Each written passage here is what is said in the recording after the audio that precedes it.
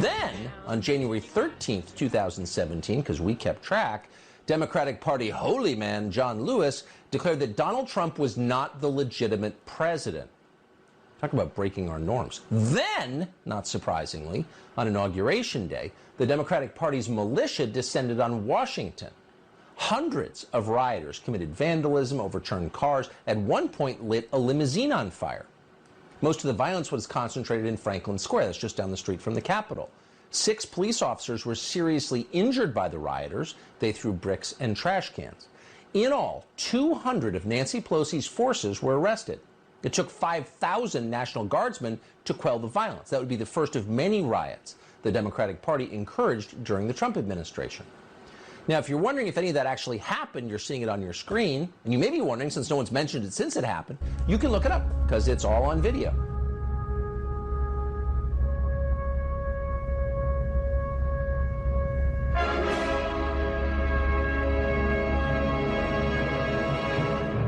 Want to get it off your chest? You're in the right place. They accuse this show of being run by boobs. Well, let me tell you something about us boobs. We're real and we're spectacular. Want politics and fun, sprinkled with a lot of laughs? Heard in every state in the Union and 770 cities around the world. We just finished our 13th year of broadcast excellence. Now in our 14th year, the Dave Weinbaum Show is streaming live all over the world.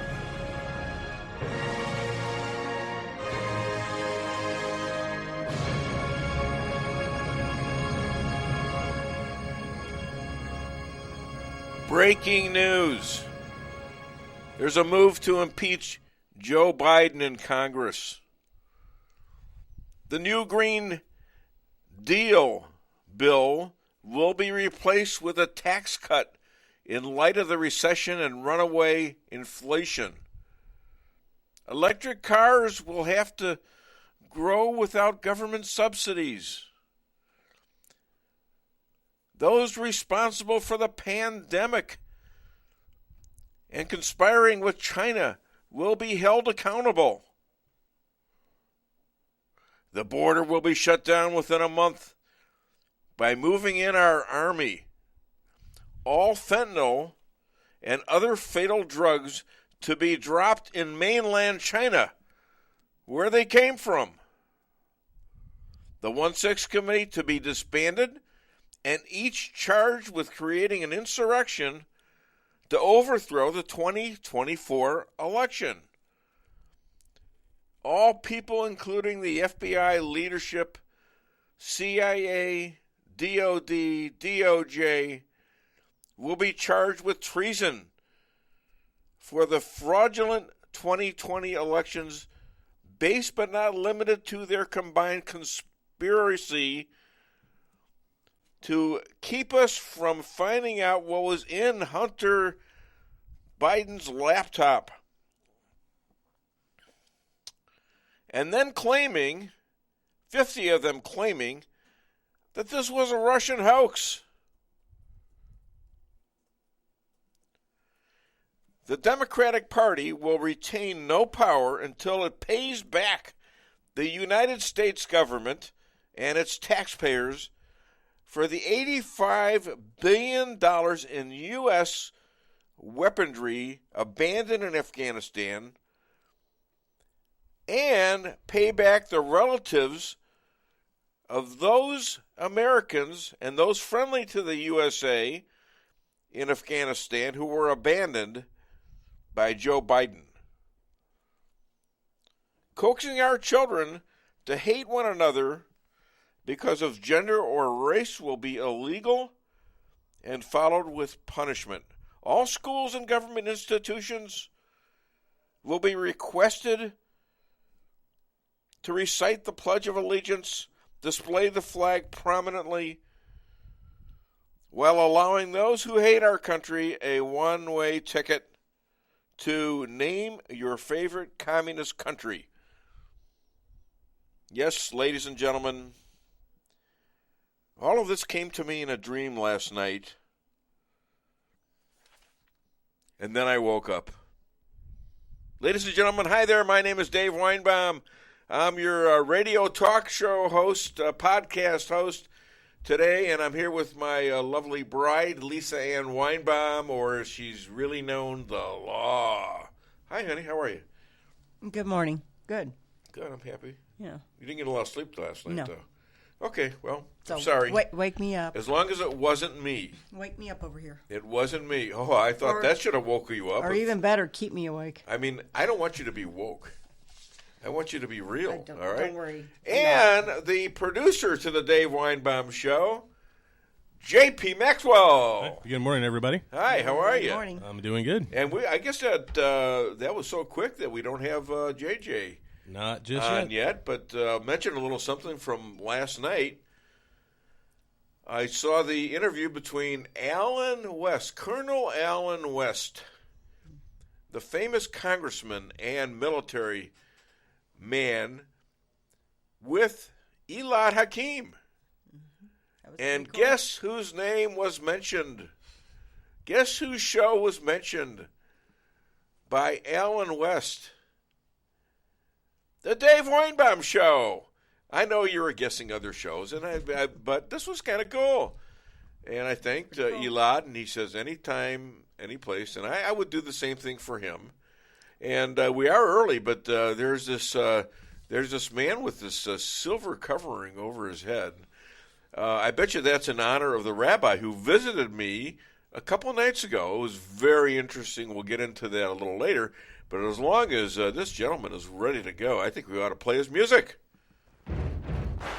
Buddy, you're a boy, make a big noise, playing in the street, gonna be a big man someday. You got mud on your face, you big disgrace, kicking your can all over the place, singing, we will rock you. Ladies and gentlemen, this man is 254 years old. He grew up picking up pioneer women in Virginia at Ye Old Tavern, along with Jefferson and Franklin and George Washington. And he has so much knowledge tucked under right now. His secondary hat, he usually has a big tinfoil hat. Now he's got a little tinfoil, yarmulke, what Jews wear. And here he is, the wisest man on earth and the longest lived ever in history, and may he have another 250 years left in him.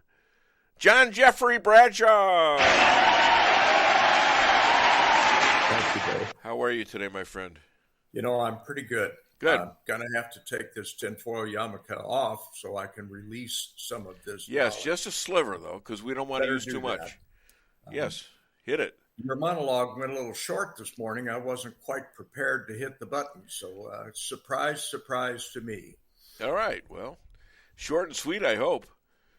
It was pretty good. I thought Thanks. for a moment there you'd been reading the Babylon Bee, because that sounds like the stuff they put out. It's always good for a chuckle. For starters this morning, let's talk about GDP. Are we in a recession? Yes, we are. Yes. 2 quarters of negative GDP growth. It was down 0.9%. But wait a minute, that's not Biden and his administration are saying, no, that's not what it means. That's not the right definition. Yeah, Dave, we're going to talk about that. Come on, man. If you read Adamo's rules for defeating radicals. Yeah, baby. Rock and roll. Hang on a second. All right. The 254-year-old man just interrupted his own dialogue with rock and roll. I love it. Go ahead. Yeah, well, how many people my age have AC/DC as their ringtone? I mean, come on. If you read rules for defeating radicals, Adamo says that this is exactly what the Dems do. They redefine things. And, a negative GDP for the last 3 decades has meant a recession. Yeah. We used to call that the gross national product. And the Clinton administration changed that, and the Obama administration underlined that. because they were globalists and not nationalists. They don't want anything to sound like that we are a nation. So they turned it to gross domestic product. But 2 in a row that are negative. Any economist that's not a leftist Marxist weirdo will tell you that that is a recession. Now, are we in a soft recession? Yes, so far. But I had prophesied a few weeks ago that by December, January, we will be in a serious recession. Now, what's so bad about that? Some of us can afford to ride that out, and many people can't. That's Those right. who are on a seriously thin budget are hurting already and fixing to hurt some more. Well, what happens when you have serious inflation and a recession coupled together? What does that turn out to be? It turns out to be maybe a depression. It turns out to be a depression. That is the definition. Thank you. So do we have a depression in our future? Well, maybe. The Fed is trying pretty hard to stem the inflation. And speaking of that, this ridiculous bill that was signed by the House of Representatives, Joe Manchin was the deciding factor on that thing. By the way, West Virginia is a net exporter of shale gas, and why they would do this, why he would vote for this. Well, here's the reason that I'm finding out is that they have promised West Virginia a bunch of gas pipelines. How's that? Yeah, that is the Mountain Valley Pipeline. Yeah. And all right. That's the deal that he struck with Biden. Now, West Virginia is also a net exporter of coal, and this thing lambastes coal. And I read the executive summary of this thing. I encourage you to read it. It will frost your donut. This has all the Green New Deal stuff in it. Does it combat inflation? No, not a single word in that combats inflation. This is giveaways for their cronies. And this thing is it's a giveaway to Congress, too. I mean, every congressperson gets $10,000 and a charger for buying and keeping their electric cars charged. Indeed. I mean, it's a bribe. This is $430 billion. That's 9 zeros in spending. And supposedly this thing, the prediction that's written in it, that it will reduce the deficit by $300 billion. Yeah. If How you does that believe work? that, pigs will fly and the check is in the mail. Yeah. This thing is nothing but giveaway earmarked garbage. Well, and it passed. And it's going to also give money probably to people not to work, because that is a mainline thing to the Democrats. It's worldwide now.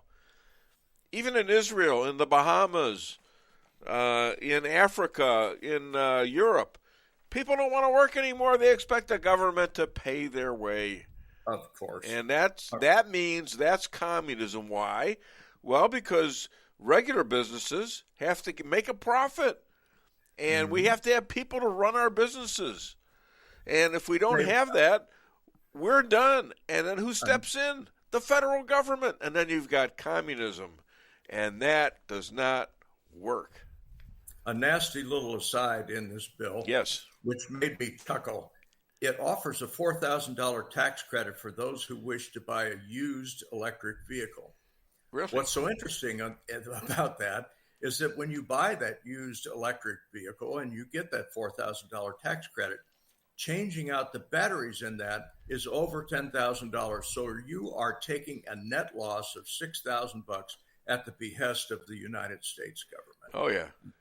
All right, you mentioned global communism. Yeah. I sent you a little missive about Argentina the other day. Yes, I think I saw it. Yes. It was an interesting read because it is a prediction of what's happening in this country and what's going to happen. Argentina has 49% of their population who refuse to work. Yeah. Why do they refuse to work? They're on the government dole. And yes, you can live on the government dole at a subsistence level. And these folks are happy to do that. Yeah. They don't have to turn a tap. They get to stay at home, make babies, smoke dope, drink beer, get tattoos, get piercing, anything they want, and the government pays for it. Yeah. So 49% of their population. Wonder what the population, or what our percentage of the population. Well, where's the government getting their money? Well, they're printing it just like we are. Okay, and eventually Argentina has suffered a 39% inflation over the past year. Eventually, that leads to starvation. Say that again? Eventually, that leads to superinflation and starvation. Hyperinflation is going to happen. Look at Venezuela. So Argentina, I think, is a pretty good benchmark for where our country is headed with the Democrats at the helm. This has to stop, or we will cease being the United States of America. We will end up being just another crappy little third world country. And guess who's ready to take advantage of that? The Chinese. China. China's all over this, and they're buying land near farmland, near military bases.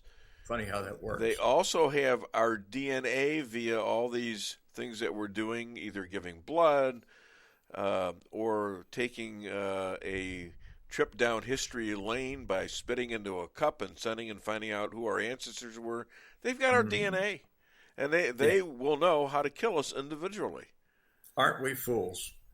Yeah, well, we are. And, obviously, if you're a Democrat, you've signed up to be a fool. I'm sorry, but that seems to be the way it is. And yet we've got about 20 to 25 Republicans out there following this.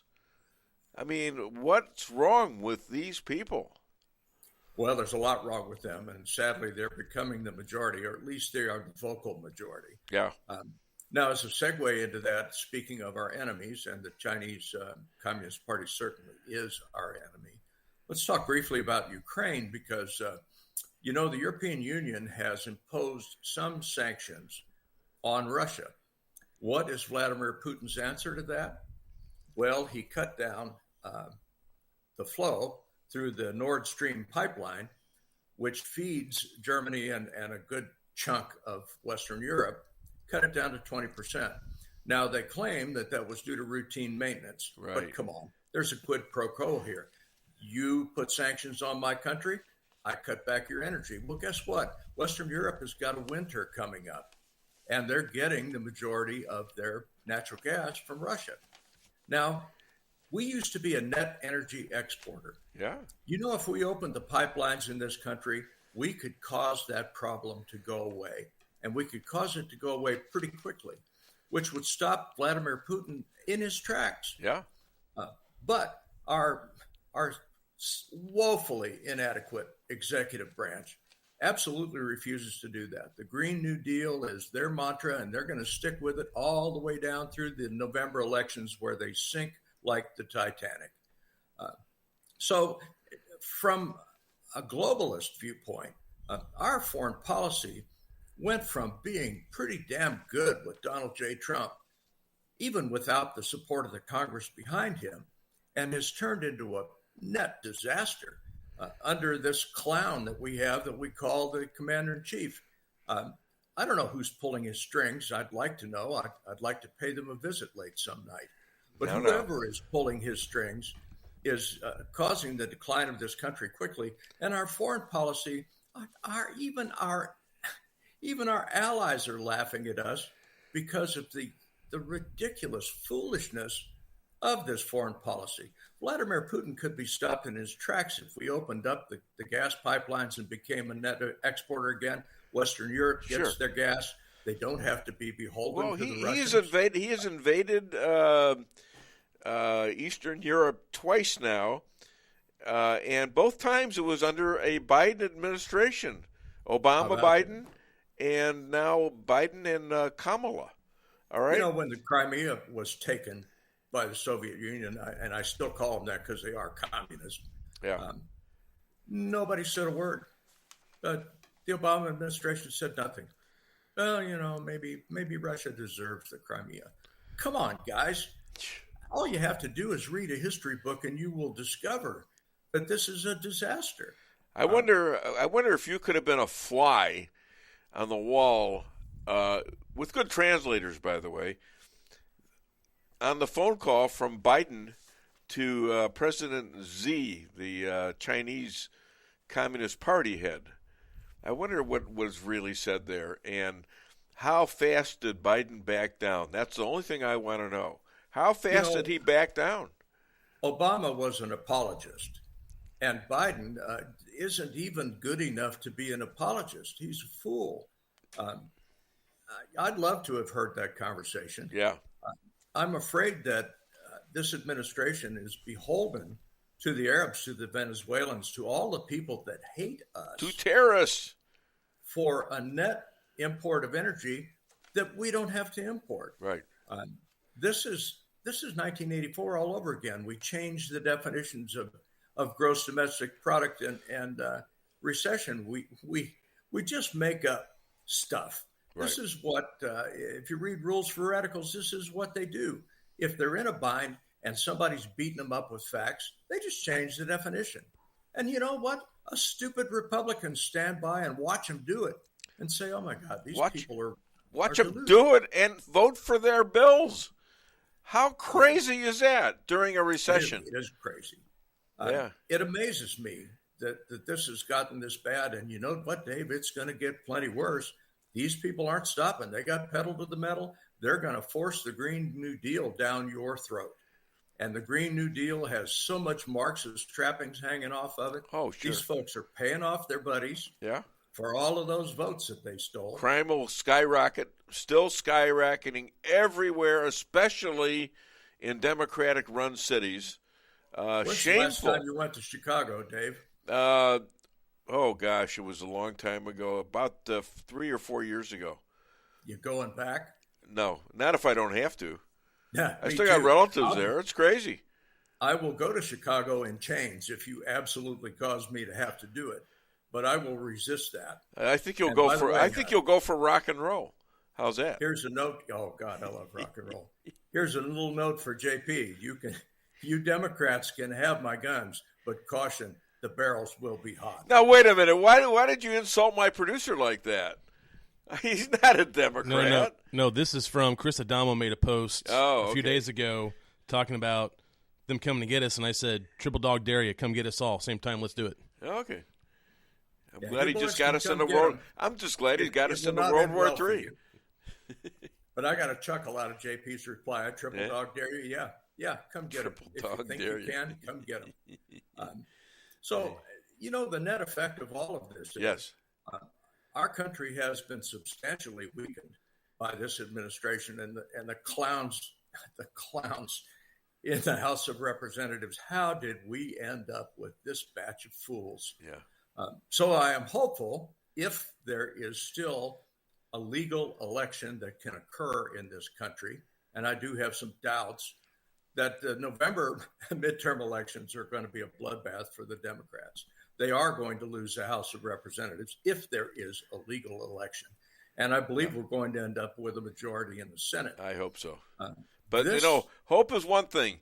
Voting, you got to trust. I know it sounds stupid to trust the vote, but you got to do it. What else? You don't have a choice right now. You got to get out there and do it and hope the stupid Republicans are watching all the poll zones, that they are ending these drop boxes. And if you notice, all of a sudden, this disease that was supposed to be gone is here again. Guess what that means? Came back, didn't it? Guess what that means? That means they're going to try to shut it down and let people mail in, the easiest way to cheat an election that was ever invented. I have never had a doubt about the vote in Phelps County. Pam Grow and her predecessor, they would never allow that sort of thing to occur. This is done above boards and with transparency. But if you look at places like, oh my God, Chicago, Atlanta, Arizona, you pick any blue state, they're going to cheat any way that they can. And you're right. We need to have Republican poll watchers who insist on not being locked out of the polls, who insist on watching the counting. Well, we've got the proof now, but the biggest proof we have is this Hunter Biden laptop. And our leaders in the intel lied in public, in newspapers all over this country, saying this is all a Russian hoax. We now can prove this was not a Russian hoax. It took place just before the election in 2020, and therefore they are culpable for having caused an insurrection and overthrowing our government and that election. Because it can be proven that Democrats would not have voted for Joe. About 17% would not have voted for him. Yes. And that's all the proof we need. We don't need 2,000 mules. I mean, that just piles it on, and the Arizona audit, that piles it on too. But at what point do you have enough smoking gun to make this thing prosecutable? We have a Federal Bureau of Investigation that is entirely partisan at its highest level. They're corrupt to the bone. Corrupt. And let me ask you, who did that? Who did what? Who made them corrupt? I know. Barack Hussein Obama. Wait. Yep. Let me pick. Honey, did you have an answer? No. I do not. Who else? JP. Go ahead, JP. Obama, no doubt. No question. Well, yeah, Obama, no doubt. But you know what? They were corrupt all the way back to J. Edgar Hoover and his dresses. Okay? I can tell you that the Clinton administration began this, and the Obama administration turned this into a science. He appointed people to the FBI in the highest levels who are nothing but partisan hacks, who are communists, who are socialists, and who had their allegiance with Barack Hussein Obama. We're still stuck with those clowns. Now, the man on the street FBI agent, the special agent, say in St. Louis, he didn't believe any of this crap. He's there to do a job and support the Constitution. Well, there are not enough of them. Although the letter that was sent to Senator Grassley, was from a bunch of whistleblowers in the FBI, in Intel, and they are damning. And if we can get the Republicans to have hearings, there ought to be hell to pay. Am I saying there will be hell to pay? No. Probably but everything not. We've got now, we have so much more proof than we did back then, because it was all speculation back then. But now we got actual proof. Now here's a problem, and I'm going to raise this, and then we got to go. The problem with this 1/6 committee is they keep using the word insurrection. Insurrection, this insurrection. We know it wasn't an insurrection, but they keep using the word. And there's an amendment, I believe it's the 14th Amendment, that if you have somebody who is convicted of insurrection, then he cannot run for office, said Donald Trump. Okay, now the thing here's let me finish. I'm not done. Let me finish, please. Okay, the problem here's what's going to happen. They're also going to indict Hunter Biden, and they're going to slam him. But you know what's going to happen? Joe's going to pardon him. That just leaves you with Donald Trump, and they can say now, well, we arrested Hunter Biden, so we are arresting people who break the law accordingly, even though Trump didn't do a damn thing wrong. Dave, right? That's a very interesting take. I heard it from somebody. I don't know where I heard it, but I think it's on one of my tapes. I think it's Tucker Carlson, maybe. My gosh, Dave, if I was you, I'd take credit for that, because that's a pretty good little jewel right there. I don't like to steal things. But you know, if this happens the way you just predicted, and Hunter Biden is indicted and then pardoned without the evidence being presented in a court of law, what does that make Joe look like? A partisan hack. What does he look like right now? Well, he 75% of the Democrats don't want him to run again. 75% that's a CNN poll. 75% of the Democrats don't want him to run. Dave, the man can't find the restroom on his best day. Well, yeah. This is our commander-in-chief. Yeah. Well, this is more evidence that this was a thrown election. Who in their right mind would vote for this guy when he couldn't draw a crowd over 10 people, basically, and Donald Trump was out there with thousands of people overfilling stadiums, big stadiums, and he's still doing it today. Mm-hmm. Isn't that incredible? How many ex-presidents go out and have a rally and 50,000 people come into a 30,000 seat facility, and 20,000 of them are standing outside in the rain watching it on TV. Frankly, if our current president held a rally, he couldn't draw flies. Well, there you go. That's why they never show the audience in anything that he does. Okay, my friend. I have been blessed to be a part of it. My friend, thank you so much. Always great to have you on the show. You are the official opening act to the Dave Weinbaum Show. Let's hear it for John Jeffrey Bradshaw. You're all applauding. Wow, that was great, wasn't it? Yeah, what a great opening act he is. Okay, right now let me announce what we're going to have on the show later on. We got a great show. I like to think as always, but, we'll see how it turns out. So far, so good, I think. We just heard J.J. Bradshaw, the opening act to the Dave Weinbaum Show. The rabbi is on the road. I thought he was going to be in Chicago this morning. He actually dropped by my house all the way from Efrat, Israel, via New Jersey, via Tulsa, and back home. He's going back. He's visiting relatives in Chicago area. And what? I have to confess, I forgot to let Pastor Pat know. Oh, If okay. she's Yeah, listening. he wasn't I'll staying. text her. Well, Right. my wife She actually had asked last week if he was coming through, and I said I don't know. She could message him. Well, that was It was kind of a last minute thing. Yeah, it was I a think. last Oh, it was very last Yeah, minute. so, Yeah, I was and scrambling right. She till they was got there. tired. I went out and went shopping, kosher stuff, and got some stuff, and then You got bagels. she comes home and she says, "Yeah, I got bagels," and but I left out the salmon that was in the freezer, so it would. Great preparation effort. Thank you. You're welcome. No. Don't bother. It's okay. I broke my. That pretty well was all that needed I broke done. my tuchus to get out and get that stuff, and then she's there on the night they're supposed to come, and she's saying, "I'm so tired. I can't do anything. I'm not doing anything. I'm not doing a damn thing," and says, "Okay, fine, no problem. They're fine." So then I take a little nap. I fell asleep, and I wake up, and I call her, and Peggy, who cleans our house, she says she's not here. She went to the store to get food. That's what if you're a man, you should understand that if you want your wife to do a lot of work in a short period of time, you invite somebody to your house, like her parents or something, or her relatives, and you'll get your house clean just like that. Why? Because they take pride, and she took pride in the house, and I was very grateful for her. Because apparently I don't have the same kind of pride. I just your area. Feed them what we got. What the hell?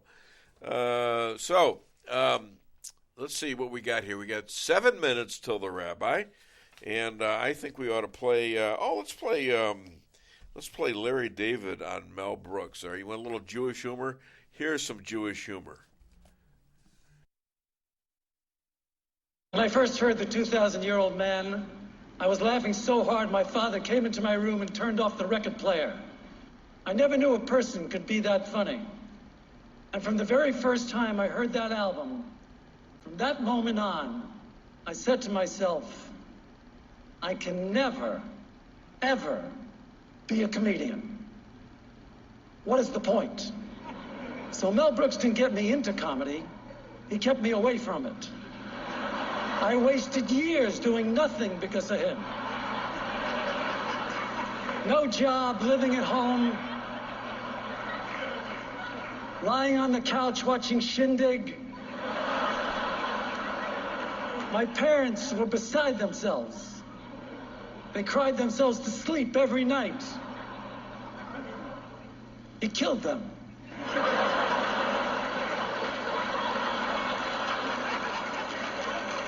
He killed my parents, that little Jew bastard.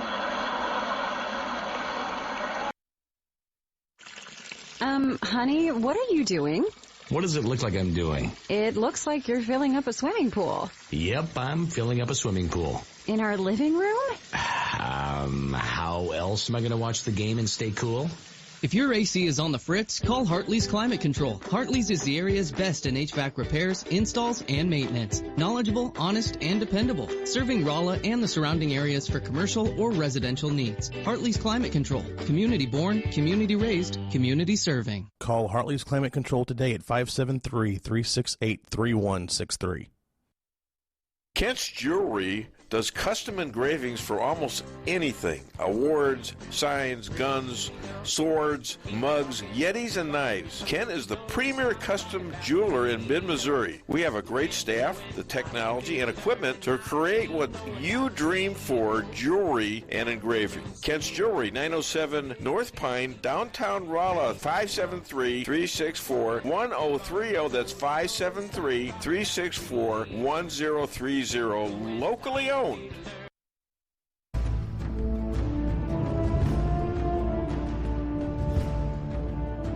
Never be too coy to tell your friends and family about koi sushi and hibachi. Celebrate the best Chinese-Japanese restaurant in the Midwest. Call 573-426-5551 to make a reservation or order takeout. Locally owned, 1808 North Bishop, Rolla, Missouri.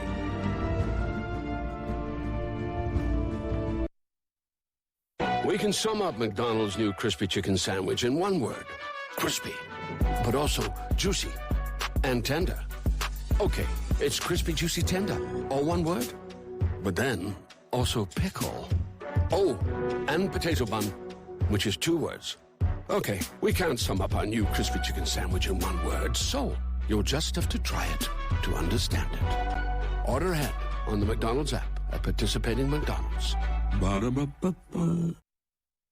Merrill's Quarry and Asphalt, 40 years serving cities, counties, and everyday businesses with driveways for people who live and work in our little piece of heaven right smack dab in the middle of America. Call 573-578-9101 for your free estimate of rocking, rolling, paving, driveways, sealing, and striping, too. That's 573-578-9101 for your free estimate. Your home is your castle. You don't need unwanted hassle. Don't let those creatures move in to stay. Let us protect your investments. That's what we're all about. Plank Termite and Pest Control will save the day. Plank is locally owned and family operated right here in Rolla, a Google preferred business. Our customer service and your satisfaction is our number one goal. So call Plank today at 368-3333. Plank Termite and Pest Control will save the day. At your locally owned Price Chopper, our standards are high because we know yours are. See for yourself what an incredible fresh selection of grocery items we have in store. Talk to our expert meat associates about what you're looking for. They're happy to meet any special requests like custom cuts, or see our expert produce associates on how to pick out the best fruits and vegetables. Quality in the deli means fresh, full flavor, and always delicious. If you're craving fresh baked goodness, we have that too. You can expect the best selection and the best value while interacting with our friendly and knowledgeable employees. You can find what you're looking for fast and easily at the best prices at Price Chopper. Fresh savings every day.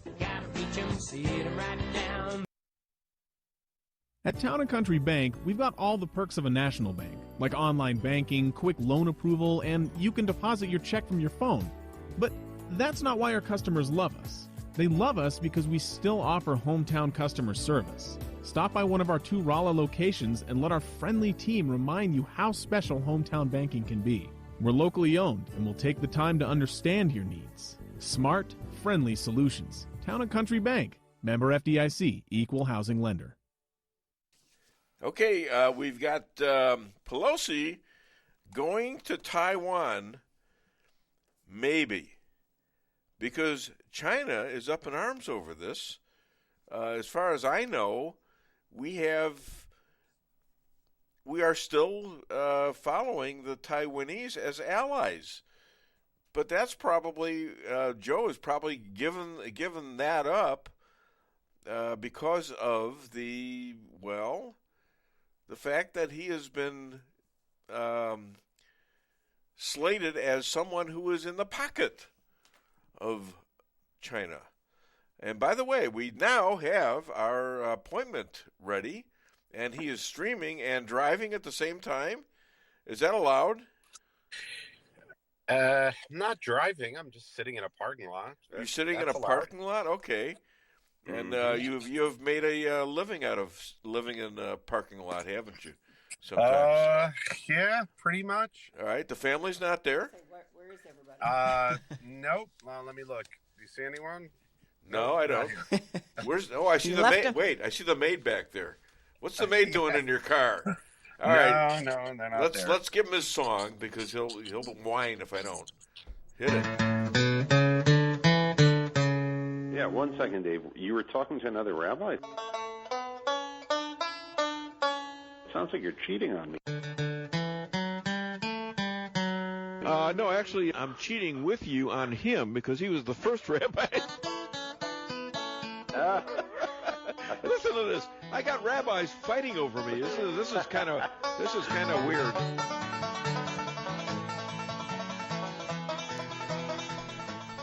Ladies and gentlemen, second most powerful in Israel and his own home, according to his wife Yonit, who I met with personally, who told me this at my house the other day. This man, his wife, and two of their children visited our home a few days ago. I cued the fawns. There were two fawns that were eating right near the house we're building, and they stayed there for about 20 minutes. And that was in our backyard of the new house. And even my parrot, Malcolm, whistled at them a few times, and so everybody was happy. And I had to pay them all off with extra food and extra nice things to say to them. Anyways, please welcome all the way from, where the hell are you? I'm good. No, not how are you. Where are you? Oh, I'm in Chicago, and I'm in a parking lot. And even though I'm parked, I kept my seatbelt on because I know how this show can get. Oh goodness! Now that's a challenge right there. All right, let's get on it right now. Leonid Nevzlin, a Russian businessman who I think has moved to Israel in the early 2000s, is telling Jews to get the heck out of Russia as soon as possible because Putin is shutting down the Jewish agency. And people like Lavrov, I think is like Secretary of State or whatever he is, asserted Adolf Hitler had Jewish blood. What's your thinking of that? Okay. First of all, yeah, he moved to Israel like around 2003. Yeah. And he's Russian. And, the history of Jews in Russia in the last century has been really bad. We had to fight for the right to emigrate, which wasn't granted until around 1990. And then about 1 million Russian Jews left. Now they're threatening once again to close the Iron Curtain and expel what's called the Jewish Agency, which is the arm of the Israeli government. And this is a very, very bad, turn of events. And so he's urging correctly that any Jews that are left in Russia, and it's hundreds of thousands, if not millions still, he's urging them to get out before we're back to where we were pre-1990, where Jews were not allowed to emigrate. Hard to believe in the modern world from one of the world powers that they would not allow anyone to leave, but urging them to get the heck out of there before it's too late. And he's right. And a delegation from Israel went there, but we need to leave and to go to our homeland. And so why is he keeping the Jews from getting away? If he doesn't like Jews, why does he want them living there, or does he have some plans for those Jews? Okay, well, that is not completely clear, but the Soviet Union, before it fell, did not allow Jews to emigrate because it makes them look bad, and they're all about propaganda. And when you have Jews leaving, it doesn't look good. This is a different situation in that the relationship between Israel and Russia has been deteriorating because of our position on the Ukraine. Now, if Russia is going to close the borders, I would just urge Israel to fully supply the Ukraine with weapons. And then if Israel has nothing more to lose, then we might as well fully 100% back Ukraine. The complication is Syria, but as we've spoken about. But here, it seems to be that it's a retaliation against Israel. That's what's motivating this. Well, now it appears that Iranian airlines have halted flights to Syria after Israeli strikes. Yeah, well, I'm assuming you're talking about like commercial flights. I don't think they're trying very hard to get a foothold to build army bases. It didn't designate which, so I don't know. I don't know whether it was military or consumers. I don't think Iran has given up their dream of creating a border with Israel through the Syrian proxy fighters, but I don't know. All right, so Rabbi Tovia Singer, do you know him? Did we talk about him the other day? I don't know if we spoke about him, but I do know him. Yeah, I thought you asked me if I knew him. But he was in the news in the Israeli papers. He is objecting to a Christian activist statue with Jewish and Christian symbols. Why? Mm-hmm. Well, that was in the Golan at a tourist site, and apparently the people who put it up didn't know what it was about. Yeah. Look, I'm all for creating bonds and building bridges between Jews and Christians, but when it crosses the line where we feel that we're not being respected, and people are actively and aggressively and even secretly trying to convert Jews, and that is a line that Jews don't like, and when that's crossed, it creates a problem. And in the Golan, this group secretly put a symbol that Jews didn't even know what it was, symbolizing the fish. The mass conversion of Jews through outreach efforts and conversion efforts, and that symbol was ultimately removed because of complaints. But initially, nobody knew what it was. In better news, we have a Christian Arab woman wins a gold medal at the Maccabee games, and she was in tears when they played the national anthem, the Israeli national anthem, and she was surrounded by her teammates. They were all crying. So so that's positive. It seems like there's so much hatred, and yet there's so much love in Israel amongst Arab Christians. Mainly is the love, and the other the Muslim. Do the Muslims all hate Israel or hate the Jews or what?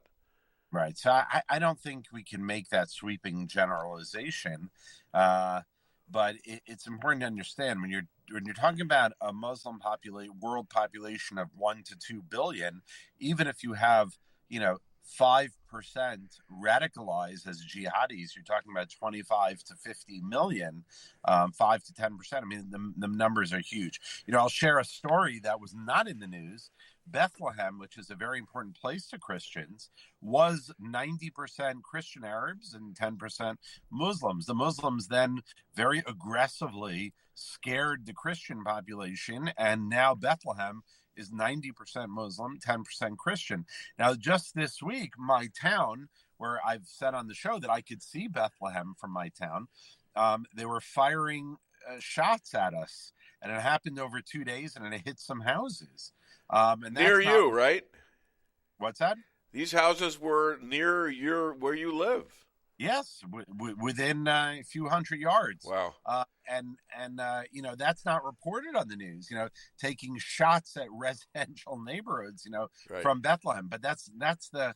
The Muslim population there is very aggressive, and they force the Christians out. And now, the army has to figure out where these shots are coming from. But that's not in the news.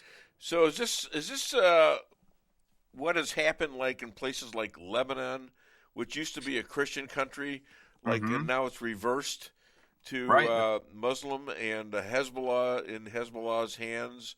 But it used to be a Christian country, and weren't they sort of aligned with Israel? Yes, friendly. That's exactly right.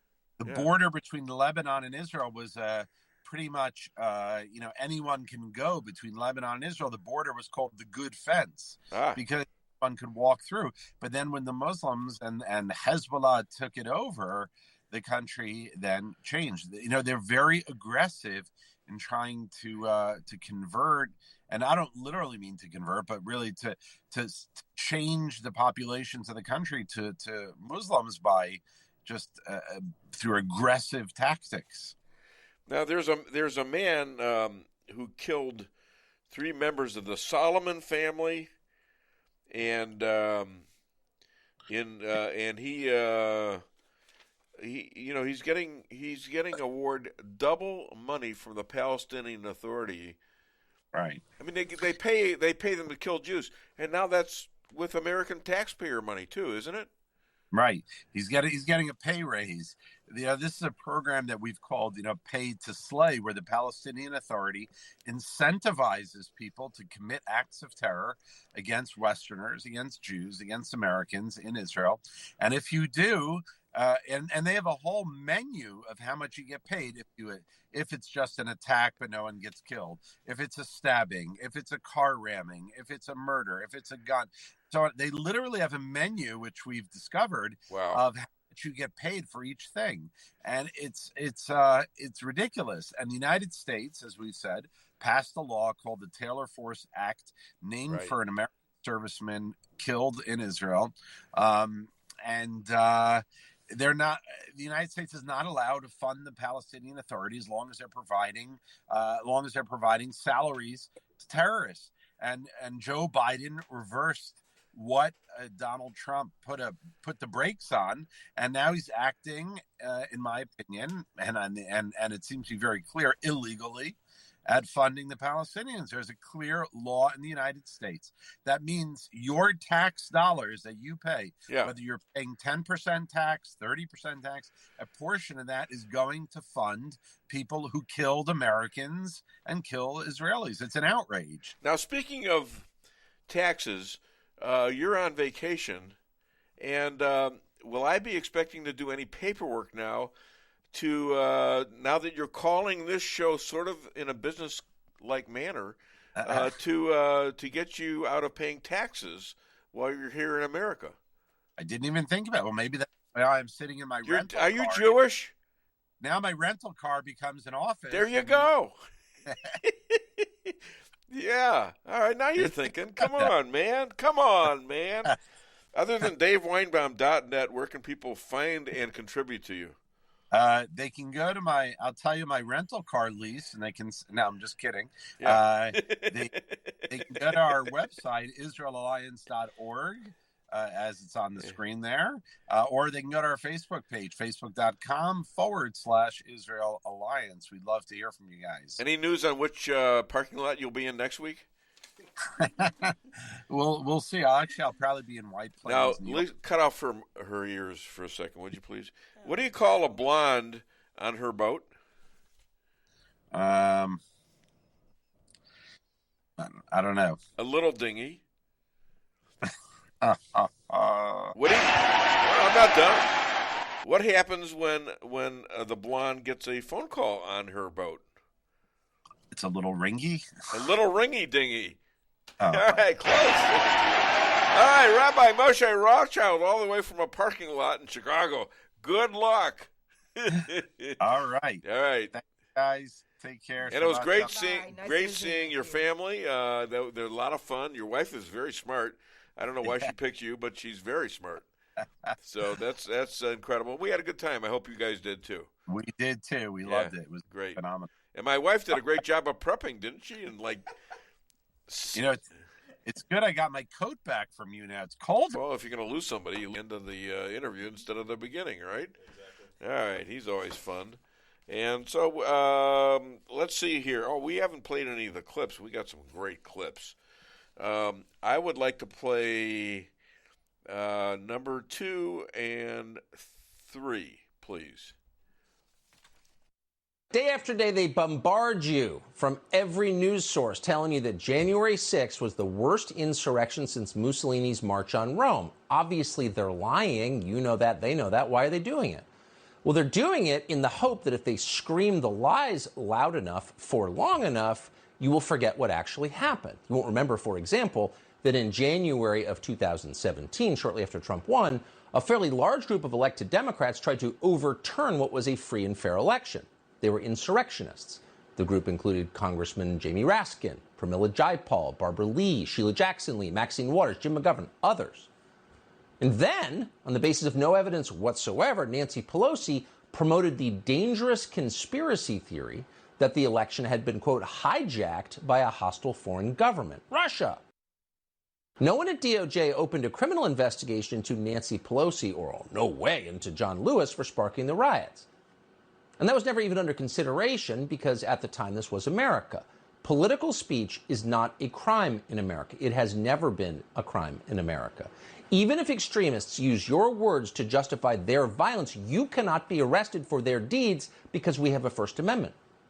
Political speech is sacrosanct, period. The Supreme Court has ruled on this many times. It's at the very heart of our system. It is why this is a free country. But in the single most radical move, perhaps, of the entire Biden administration, the Attorney General, Merrick Garland, has decided to change this. The Washington Post is reporting that the Justice Department is investigating former President Donald Trump as part of a criminal probe into January 6th. Yeah, well, isn't that incredible? And I posed a situation where they could be indicting both Hunter Biden and President Trump.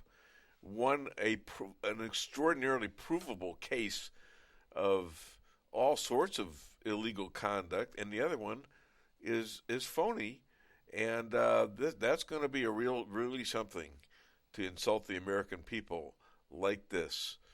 How much can we stand? I don't know, but let's look at some of the comments of people sending stuff to my show. How do you send stuff to the show, JP? You can comment on Facebook, Twitter, or DaveWeinbaum.net. And in between my my great interviews, call the show, 573-578-2700. Pamela Tanner.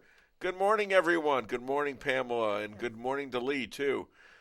Kathy Sanford Dillon. Good morning. It's the start of a great day with the Dave Weinbaum Show and his beautiful wife, Lisa. Oh, thank you, Kathy. That's so sweet. Hope you and Michael are well. Yeah, that's so sweet. They're the Friday people. They're what? The Friday people. The Friday people. They invented that? Yeah. Oh, my goodness. In St. James, yes. I'm sorry, but I've already got that under control. No, you don't. I don't.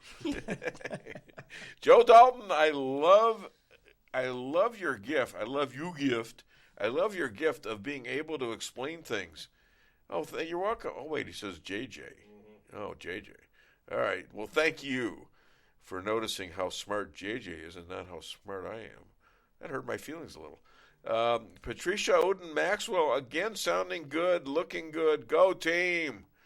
All right, and I'm going to continue this, and I do have a phone call, but I want to get to this first. Pamela Tanner, we ended up with this batch of fools because they cheated. Yes, I would agree with that. We got plenty of proof now. Lorraine Pinkava, and I know her. I just don't know how to pronounce her name very well. Pinkava. Top of the morning to you all. Well, top of the morning to you too. And J.J. Bradshaw, good job, Jeff. Huh? Who's Jeff? I think it's Jean Bradshaw. I think she was referring to JJ, our opening act. Oh, yes. Jeffrey John. Mm-hmm. Yes, that would be her honey. Oh. Who is also... Oh, that's Jean Bradshaw. Okay, I thought, hey, Jeannie, There's thanks. a lot of J's in that family. Well, it's nice you have a supportive wife, like, sometimes mine is. And so, is that it? Okay. So let's get to the phone here. Hi there. Welcome to the Dave Weinbaum Show. What's your name? Where are you calling from? Yeah, it's Lee down here at Richland. I just got a hummingbird buzzing me here, so I might have to run back in the house. I thought today is the last few days have been, Nancy P. Lousy is going on this long trip and wants to use this military sending all kinds of stuff to help protect her. When they go move one of those ships down across the ocean, I don't know how many gallons of fuel it uses for every mile it goes, but I thought that years back when everybody's pushing all these computers, all these government buildings, everybody needed computers because it saves. They could have meetings on the computer and save on fuel so we don't mess the environment up, like Al Gore and all them flying around. So why ain't they just using a computer? Well, I'll tell you why. I'll tell you why, and I'm going to be on the other side of this issue. I don't know what she's going to say to anybody, but just by United States officials going to Taiwan, that's driving the Chinese crazy. Why? Because they think they own Taiwan, and that's an important ally to us. If we don't go there, it's going to show even more weakness, if that's possible, and China will be there within a short period of time, and they're going to take over the whole Chinese area, all that Pacific area, all those islands. They'll take over Japan pretty soon, and I don't think we want this. We want a presence there. We want a presence there from... But she don't represent me. Well, absolutely, yeah, she does not represent me. I know. Any of those Democrats and rhinos do not represent what I am. I am not what they are. I know that. And so they you are yell at her and say, "I want to go there." You yell at Nancy and say, Lee, want to go there because I know how important it is. An ally in Taiwan is. I mean, this could be the lever that starts World War III. If we decide to give up Taiwan, then it's they got the whole Pacific area. So I mean, you got to think a little strategically, don't you, Lee? I'm not. I don't give them credit for anything. Absolutely nothing. Like I say, it's set an example. If you really believe in all this internet junk. Do all the communication there, do your hiring and firing over the internet, romantic stuff over the internet. I think, you didn't do the internet romantic. You did the drive-through deal or something. What? So, I mean, these, to me, I don't see sending her. Of all things to send, don't send her. Well, they don't want to. They don't want to send her because they're afraid of ticking off the President Z. And I want to. I see that. First of all, I mean, look. I understand your point. I understand it. I don't like any of them. They're all criminals to me. I know you don't like them. Well, I certainly hope so. I know you don't like them. There's only one show that my wife listens to that I really like, and that's the Weinbaum show. But no, thanks. But one other thing is, yes. Pam was thinking you might get in trouble for them blind joke you was telling a while ago. Waiting to I hear know. the I thought about that too. Lisa. I mean, in the old days, you could get away with stuff like that. So all those blondes out there, real or not, I apologize. Yeah. No, she's real. Wait a minute. No, she's real. Oh, get your sense of humor. My there God. Ain't no prosecutor around it. Get me a bald old man Jewish joke. For goodness sakes. You know, I had a for your, there was our a buddy there was a the, go ahead. What? Our buddy with the tinfoil hat. He also might be able to get by using the baby moon hubcap. Jeez. All right, that's enough. You have a great weekend, and thank you, Pamela, for allowing your husband to use the phone. I think it's time for him to take a nap. All right, thank you. Thank you, Lee. Take care. Bye. All right, if you want to be a star in the Dave Weinbaum Show and you're not Lee, please call me, 573-578-2700. Oh, my goodness. That was kind of funny in a way, wasn't it? Let's do Seinfeld women since we're talking about women. Let's do that. I like the idea of the women's room. You have a door that says women on it, and women come right out of it. What more do you want? Men say to me, where to meet women? I say, there you go, there's a door. What could be clearer than that? It says women, they got to be in there. The men's room, on the other hand, is a nauseating, disgusting place, and every man in there is a revolting, perverted human slime. Men don't want to meet, relate, or deal with any other man in the men's room. We don't even use our hands. We touch everything with the feet. Toilets, faucets, handles. We become orangutans as soon as we go in that door. They would have put ropes in there so we could swing in, pee, swing out. I think we got another message in here somewhere. Yeah, this is from Pamela Tanner, Lee's lovely bride. Dave, no apology needed. I'm a brunette. Okay. So you're in the clear with Pam, but you're still not out of the woods here yet. The rest of the blondes out there, I don't know. All right, I'm sorry if you get offended. I'm not sorry, but I'm sorry if you get offended. I mean, I've had myself insulted when I used to do stand-up comedy in St. Louis, and I forgot what they called that place. Was that the Funny Bone? I forget it. Anyways, I'd go on and do my 3 minutes like, the other guys did. And some of them were professionals, though, so they'd show up. And one day I really did a good show. I mean, I finally figured out what to do and how to do it. And I got a lot of laughs in my 3 minutes. And you've done good when every other comic after you, and I was only the third one up, so there's about 7 or 8 of them after me, were insulting you. I mean, what is up with that old bald Jew? What's the matter with him? So I gave it back to them, and they weren't happy about it. Well, and that's what stand-up comedy. I mean, you have to be really good, period. But then you got to be quick on the draw because you never know how the crowd's going to respond and what's going to be said or whatever. You got to be ready for all that. Well, yeah, I mean, but it was my training. It was my training. I had all these jokes, and I didn't know what to do with them, so I figured I'd do stand-up comedy.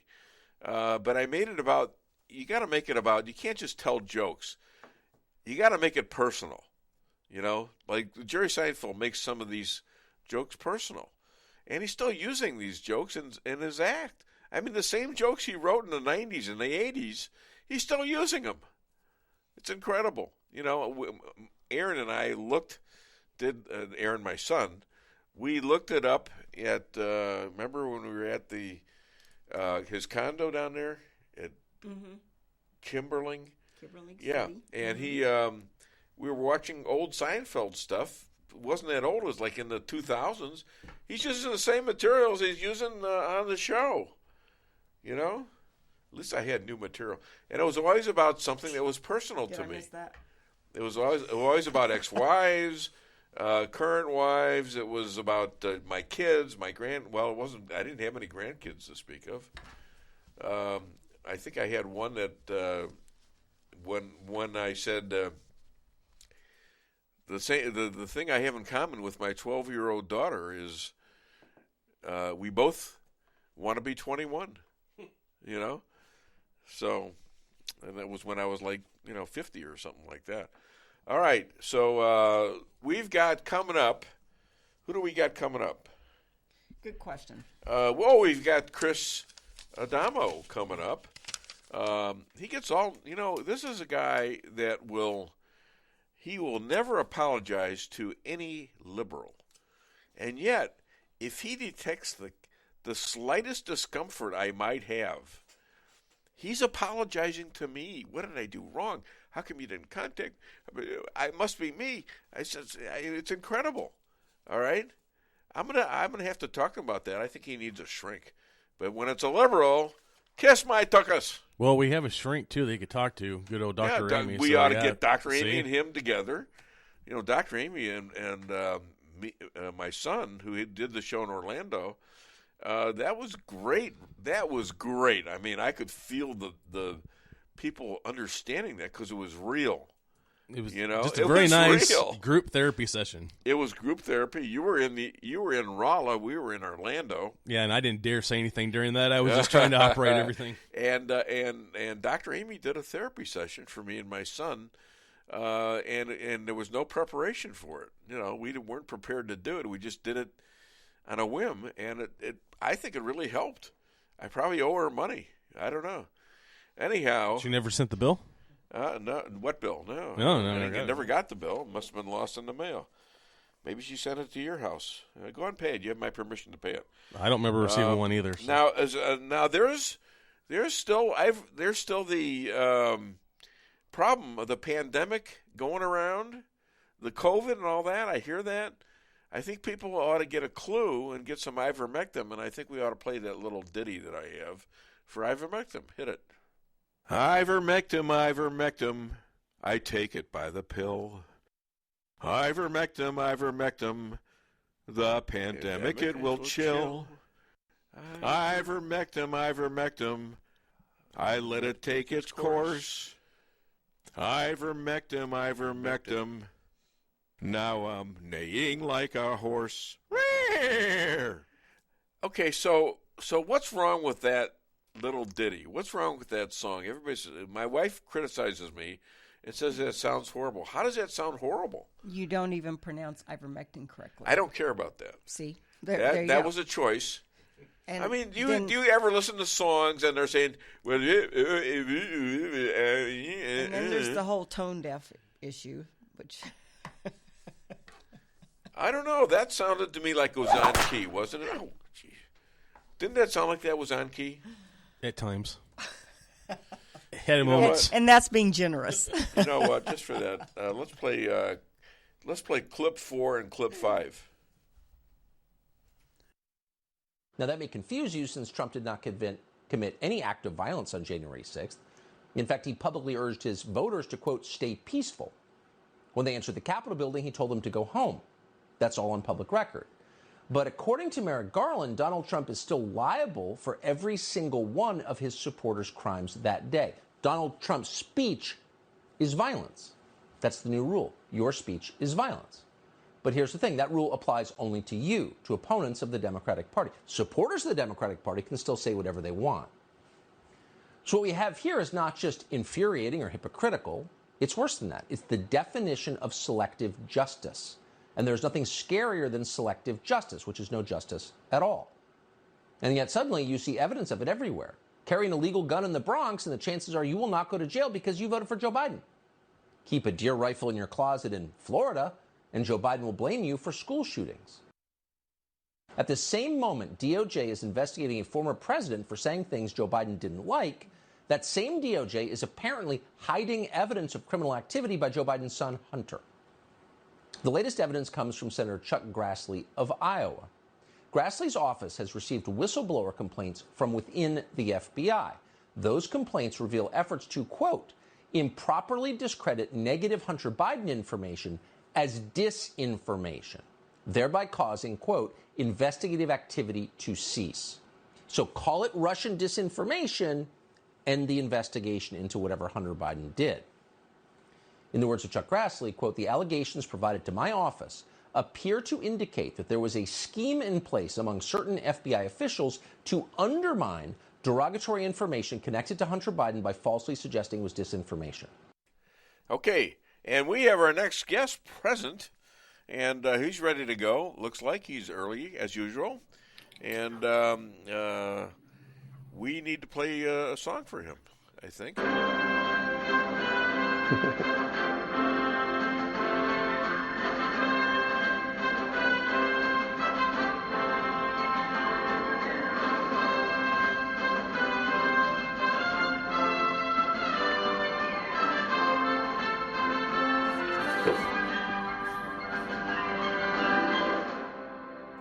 Brilliant author of Rules for Defeating Radicals.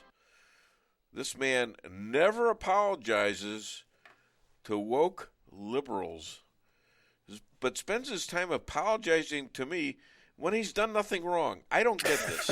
I absolutely don't get this. He is the star of podcasts and TV. Please welcome the only Sicilian who lived in Wyoming, not in the Federal Witness Protection Plan, Chris Adamo. What's the deal? Why are you apologizing to me? Okay, like that? Let's get this in context now. Well, I'm out playing golf and I can't always answer. Don't. We're not going to do fake news here. So you contacted me, and asked me if I was going to be able to appear on Friday. Yeah. And I was out doing a bunch of stuff, and things were happening. And I didn't know if I was going to be able to make it. Right. So I thought, well, I better get all this stuff straight now, get back home, and find out if things will be right so I can make it. And so I did that, and I said, hey, I can make it. Well, I didn't hear from you. And then I said, am I still on? And I still didn't hear from you. And I finally thought, well, maybe Dave's mad at me again, because Dave gets mad at me when I don't laugh at his really bad jokes. And so I thought, he's kind of sensitive. Maybe he's mad at me now. Wait, and so that's why I apologize for taking so long to get back to you. I'm the sensitive one here? I had no ill thoughts about you at all. It wasn't a situation where it was first come, first take. It wasn't, you said yes. And when have I ever dropped you after you said yes and not notified you that you were too late for it? When have I ever done that? Well, now let's go back a week further when I said something about Elad being such a great guy on the show, except that I was ahead of him, and you got on me about that too. So I thought, I'm stepping on toes with Dave. I better laugh at all his jokes. And you whine like a little baby. I know you're tougher than this. Golly, if a liberal sneezes, you're on his took us like white on rice. Okay, come on, man. I have a lot of respect for you, but I think you need some therapy. I think maybe we need therapy. Let's get Dr. Amy on for that one too. Okay. Let's just go to Mondello's in Cheyenne, Mondello's restaurant, and it's a Sicilian family that owns it. I'm going to buy you the best pizza you have ever had in your life. So there are other Sicilians there, not on the Witness Protection Program. Well, where did they come from originally? They came from Palermo, Sicily, the same place where my grandparents came from. Why would people from Palermo go all the way to Wyoming? Just out of curiosity. I asked them that, and their business is doing great there. Everybody loves them. 5th best pizza rated nationally. All right. Well, I love pizza, that's for sure. All right. So first the pipelines, then Afghanistan, then Ukraine, now China, and their insistence that Pelosi's visits Taiwan be terminated. What are your thoughts on that? I just had a caller tell me, well, maybe we should visit, but not with Nancy Pelosi. She doesn't represent me. But that's not the issue, is it? No, the issue is that we don't have any respect from around the world. Frankly, if they're going to nuke Taiwan, then I'd say send Pelosi and Schumer and everybody else over there at the same time. But frankly, we're in a dangerous situation, and our military, that what's going on there, if people had a real understanding of just how bad things are in the U.S. military, they'd be horrified. Well, that's if they have any sense, because this comes from this cabal that's messing up everything else in the country. The military needs to be people that you can do anything from put them behind a computer console and have them control remotely controlled aircraft and artillery, to handing them a bayonet and saying, no, today, I'm sorry, your remote controlled gadget isn't working. You've got to get out in the field and march on the enemy, and you can have them do that. We don't have that in the U.S. military right now. It's being run by a bunch of so-called, I hate the term woke, because they're not woke, they're twisted. People like Mark Milley, who's an absolute traitor. It's on record. He was collaborating with the Chinese in the last days of the Trump administration. Was. And we have these people, and they're implementing, you know what the main focus is? It's racial. Let me digress for just a second. Do you remember what the Obama's NASA administrator said the focus of NASA was going to be? Do you remember when they decided to change the focus of NASA? probably on something that has to do with racial diversity. You're very close. Now, back in the 60s, NASA was helping us beat the Russians to the moon so we could win the Cold War. Okay, come the Obama era, and I'm not kidding you, the NASA administrator said the purpose of NASA was henceforth going to be Muslim outreach. Okay, the military is going through the same thing. Your foreign armies, your foreign military forces, they're doing all kinds of training on how to fight wars, how to shoot, how to hit the target when you shoot at it, how to drop bombs, how to things like our military. Everybody's going through all kinds of courses on critical race theory and how to properly pander to transgender so-called lunacy. And this is what they're focused on. And you could be a good soldier fighting for America, but if you don't kowtow to all of this insanity about men becoming women and men going into the women's showers in the military and things like that, if you don't pander to all of this stuff, you're out. They're going after you. Well, here's the other thing here's the other problem with our military. They're making them all take the vaccine, and a lot of them are saying no, and they're saying goodbye to them. 20,000 or so, and now they come up 10,000 short in their last venture to get people to enroll in the Army, and nobody's doing it. And they are killing our military quicker than any China's army could do. Absolutely, and when you look at that, now we think of a number like 10,000 people short of their quota. Now, if you look at that from a strictly battlefield strategy perspective, it's no different. As far as the strength of our military goes, it's no different than if we engaged in a direct field confrontation and lost 10,000 people out in the field. It's that devastating, but it doesn't sound as bad because you don't have the body bags, you don't have the personal tragedy and stuff. But from a strategic standpoint, we're losing this war before it ever starts, and that's by intention. That's the same people who ran us out of Afghanistan and left behind very deliberately $85 billion worth of military assets so the Chinese could get a hold of it and reverse engineer it. Is it stupidity? No. Or intentional? It's absolutely intentional. So already you're saying that they are they're in the hands of Chinese. Our government is in the hands of the Chinese. The actual intent of any of these individuals, who can actually know at what that's point what I want to know. did. It's important to know if it's intentional. It's intentionally anti-American. That much we know. Well, that we know. In the case of Afghanistan, I will tell you this much I'm positive, because that had the stench of Obama all over it, because he was always pandering. He was the one that created ISIS with his so-called bad policy that wasn't just stupid. It was intentionally anti-American. And we're seeing very similar things happen now. Again, the goal was to fundamentally transform America. Remember that? Well, what was America prior to that? America was the world leader. America was the world's sole superpower, economic powerhouse and everything. And they are doing everything they can to destroy that. So these people are, if you were just inept, you'd occasionally do something right, then you'd occasionally do things wrong. These people are consistently 100% anti-American. And consistently lying about it. Like there's no recession. Oh, no, that's not how you describe a recession. They've been describing recession for about 100 years the same way. All the economists, it's two sessions in a row of lost growth, basically. And that's always been that way, always probably will be that way after the Biden administration. But now, no, you can't say that. It's not a recession. Remember, you couldn't call it the China virus. Yeah, exactly. You can't say this, you can't do that. Right. And on this basis, the propaganda is what is going to prevail. And what you're going to have, and this is the worst part, I'll digress just briefly for a second. I think I saw a post of yours the other day when you weren't yelling at me. They talked about the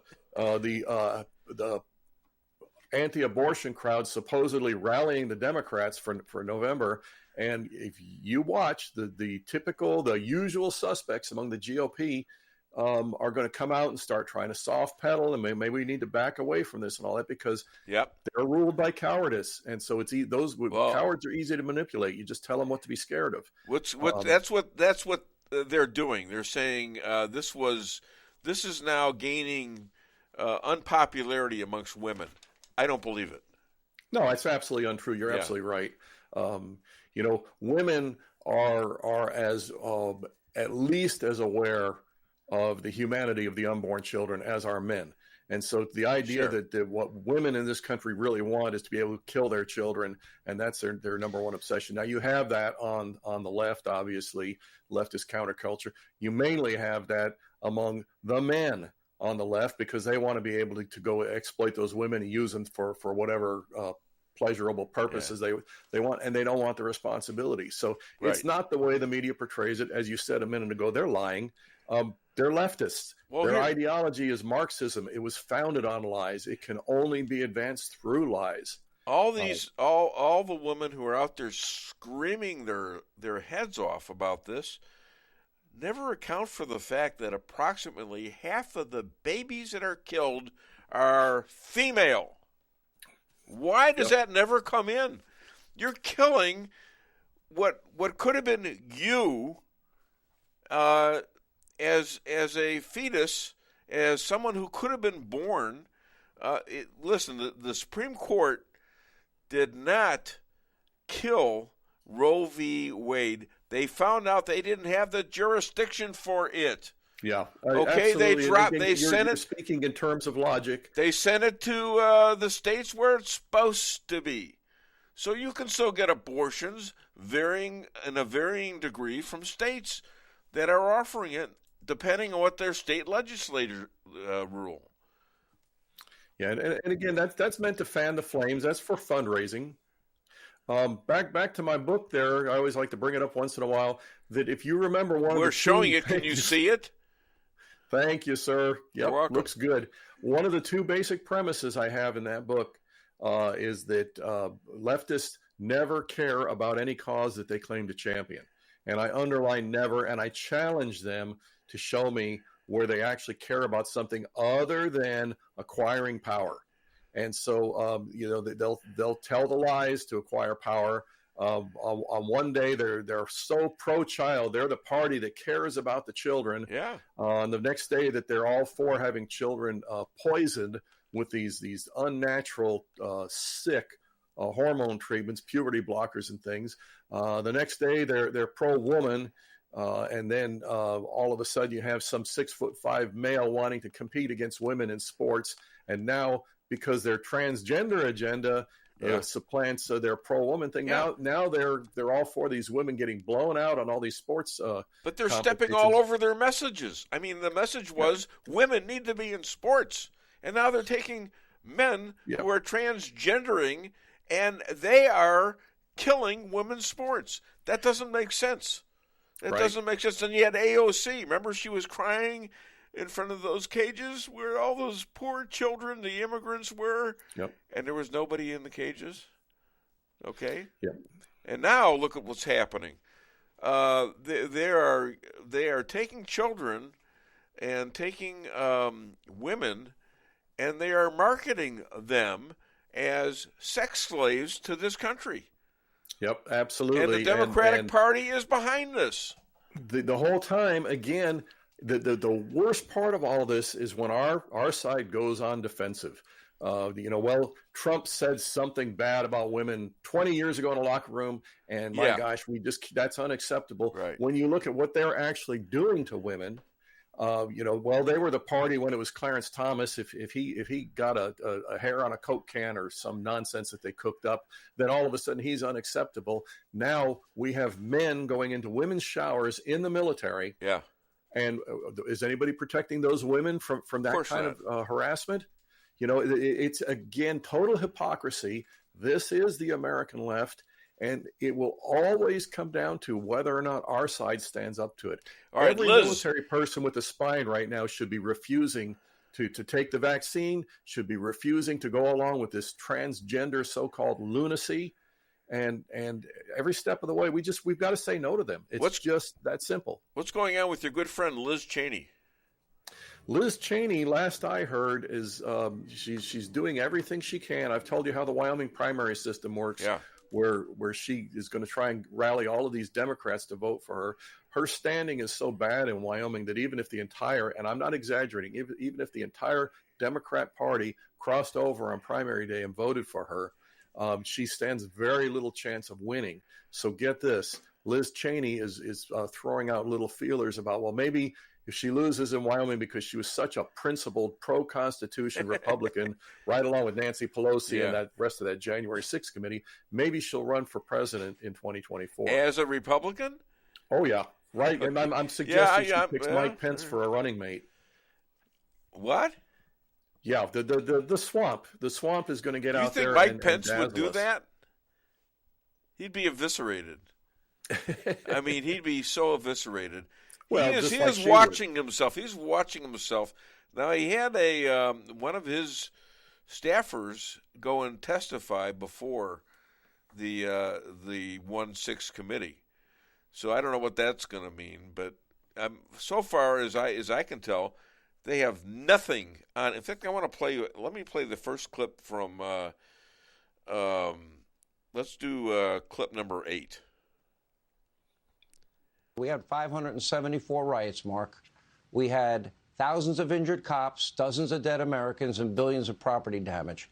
Why aren't we also looking into that, too? Well, we know why, because this is a rogue committee that is appointed by Nancy Pelosi to stop Donald Trump from running for president. You know, Donald Trump apparently waited 187 minutes, Sean, before he issued his video.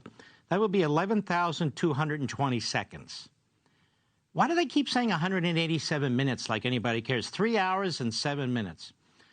And that shows dereliction of duty. Let me tell you something. Can they show us one damn sentence in the hundreds of thousands of documents that they have collected, the 1,000 witnesses they've had, the text messages, the emails, the documents, anything, anywhere that links Donald Trump to directing or ordering an attack on the Capitol building? Okay, so your thoughts on that? Yeah, it's absolutely what we all saw happen.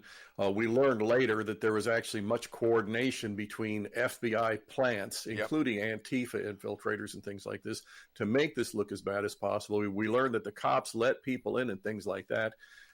I go back to the fact that if Donald Trump had wanted to perpetrate an insurrection that day, he had almost 1 million people.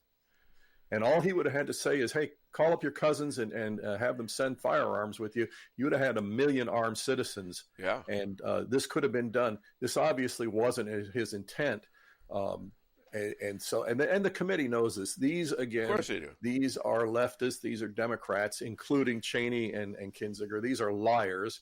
They have to advance their agenda this way. No due process. If you notice, the first committee of its kind in 230 years with no due process.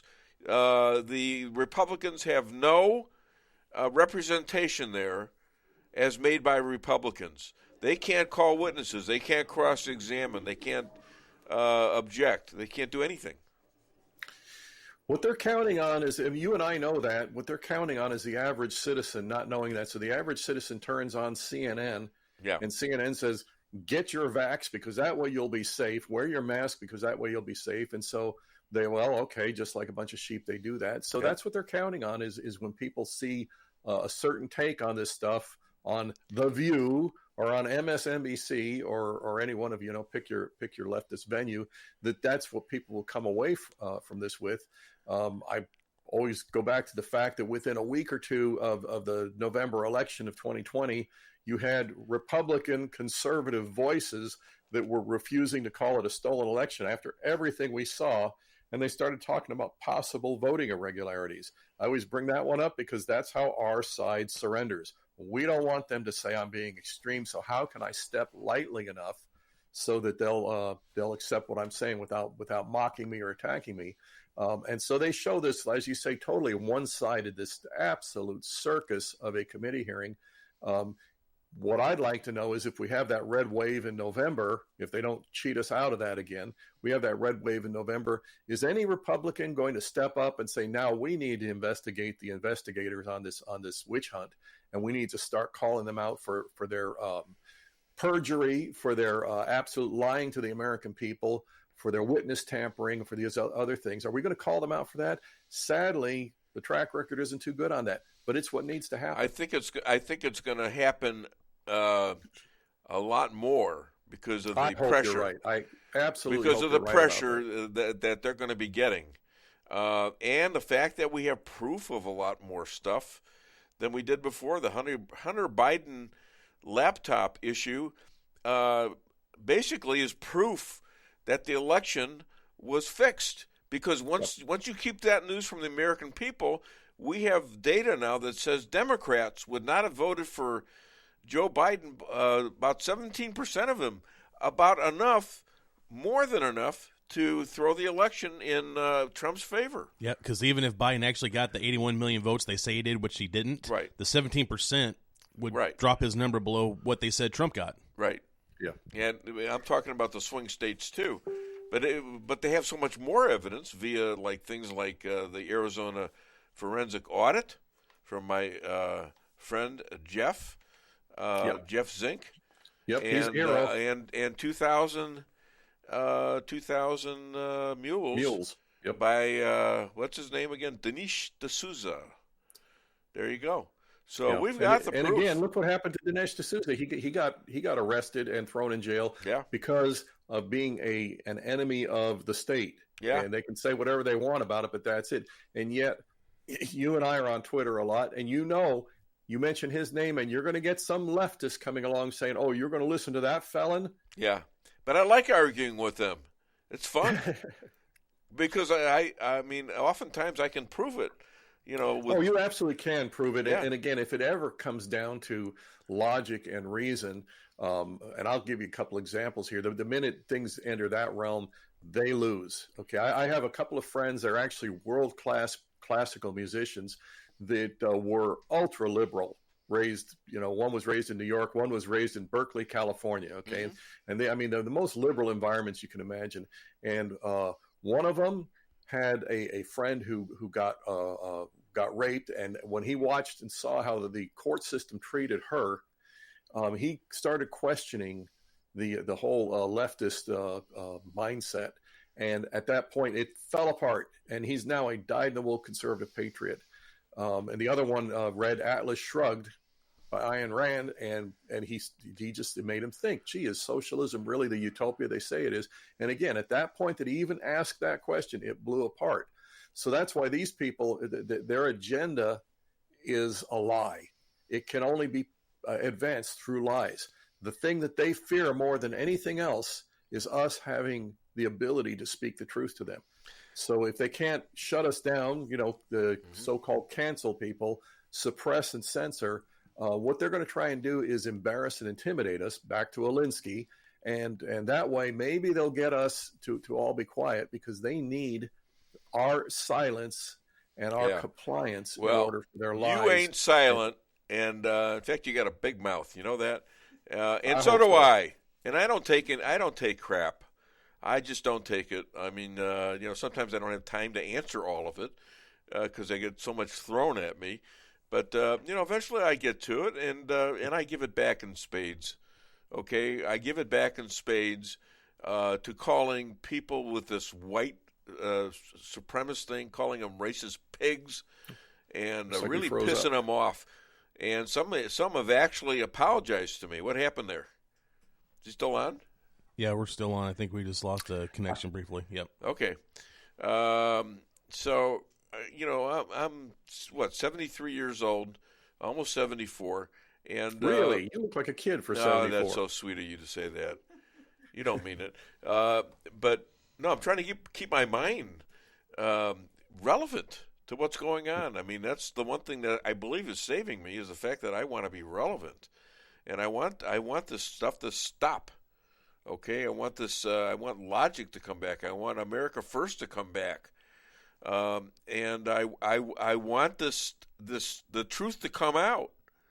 You know, I mean, yep, absolutely right. We need the truth to come out and that's our most powerful weapon against them. That's the thing that they fear most. I always tell people the Soviet Union, when we had 10,000 nukes aimed at them and they had 30,000 aimed at us, what they feared more than all of those ICBMs and all of our military forces in NATO and everything else, what they feared most was printing presses, old-fashioned printing presses in the hands of their own people, because that would get information out, and that's what they couldn't handle. Sure, and I'll tell you another big factor in our favor. That's the contrast. Trump kind of was an odd situation for them because they thought they had it. They thought Hillary was going to win right up until Election Day. Remember that? 100% Hillary. Trump's got no chance. Okay, when that happened, that must have been a real shock to everybody. You could see it in the mainstream media. Oh, if you remember, Hillary didn't come out and give a concession speech. Many hours later, the next day, I think, one of her staffers did. And it was literally because she was back in a back room somewhere throwing a hysterical fit. Drinking or something, you know. Anyways, the contrast between the performance of Donald J. Trump and what's come next is so significant. You can't deny this, okay? Nobody can deny it. They try every day to deny it, how bad Trump was, but it doesn't. It's not working. People aren't that stupid. So yeah, I believe a lot of liberals are going to see this and say, "Gee, Joe Biden isn't what we thought he was, and Trump wasn't that bad. In fact, Trump was very good." Yeah, everybody knows how good that was, and you know who hates that almost as much as the Democrats? The rhinos. Yeah, the rhinos. The rhinos love doing nothing, letting the Democrats have their way, and then occasionally play opposition party. And the minute you do that, you get quoted. You send out a fundraising letter. They go back to D.C. They show up there with a high cost of living in D.C. So they make $150,000 a year or something, and they come away with $20 million after a decade or two. They hate the fact that Trump proved that we could get things done. The goal is not to fix the problems. The goal is to use the problems for your advantage. And that's what they hate about Trump, is he went in there to fix things. Yep. Hey, one more question. And this is kind of what I heard this from somebody, and I don't remember when. Will Dems sacrifice Hunter by the DOJ, charging him fully knowing that Joe will pardon him as a deal to get rid of Joe, and then indict Trump? And their excuse now will be, well, you see, now we indicted Hunter, and so therefore we're doing equal under the law kind of policing, and then they're going to indict Trump.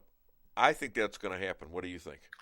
It's a possibility. I will start by saying, again, back to my book. You don't have to hold it up. It's okay. But we did it anyways. Okay, thank you. You got a bonus. They never care about any cause they claim to champion. They will say and do anything. So as far as Hunter being expendable, as far as Biden being expendable, they wouldn't hesitate depending on what they have planned. If my latest commentary it's about the fact that Biden is an expendable thing, we've got to recognize he isn't the problem. They'll throw him overboard if they think they have to. Oh, I think they're going to write it. They're doing it. They're doing it already, Chris. I mean, 75% of Democrats in a CNN poll, 75% said that he should not run again. So he's done. He's toast. And they're all talking bad about him now. Other than DaveWeinbaum.net, where can people find you and buy your book? Okay, my book is available at Amazon. It's still at Amazon. I'm still trying to find somebody who will actually publish it elsewhere, because we all know that Bezos is a lefty, and I really don't like the idea of supporting him. But yeah, at the moment, it's still only at Amazon. I got several websites. The America First Report, that's a new one where my commentaries are appearing weekly. DaveWeinbaum.net, that's a great site. Yeah, thank you. If I don't say that, I'll get yelled at. Then there's GOP USA and the ThinkingConservative.com. By the way, you know why Elad. Now, you said you were only going to ask me one more question. I know, but I lied. And this is a second question. I can see where this is going already. So No, you don't know where it's going. Lisa. What is it going to be? Is it going to be a joke? He won't let me talk. I'm sorry. By the way, thank you, honey. That's very good. By the way, Elad was on Alan West show, Colonel Alan West show. No kidding. Do you know who he mentioned? Alan West mentioned the Dave Weinbaum show. Oh, that's wonderful. Yeah, you have been on TV. Did you ever mention the Dave Weinbaum show? No. I was on for 4 minutes. I got on. I couldn't do that. I will do that if I can get back on. Okay, all right. Karen McKinney doesn't like me anymore or something. Why not? Did you insult her? That's terrible. So, Chris, I heard you tried. I heard you tried to be an angel, but you couldn't wing it. Oh. Okay, we got another caller. Thank you so much. Have a great weekend. God bless you all. Keep up the great work. It's all right. Go ahead. All right. Yeah, you too. Okay. Hi there. Thanks. Hi there. Welcome to the Dave Weinbaum Show. What's your name? Where are you calling from? No answer. Okay. Spam. It's a spam call. Spam. Okay, let's do the Brit. Then we'll do commercial. I love America. It's an amazing place. And do you know what I've come to realize, right? Americans, you basically do everything that we do, but you do it bigger and you do it better. Like, we have stupid people here. But your stupid people are world class. And that is not me saying, oh, all Americans are stupid. No, America also has the smartest people on the planet. What I'm saying is that when America does stupid, you do stupid. Like, our village idiot is in a park shouting at clouds. Yours is president.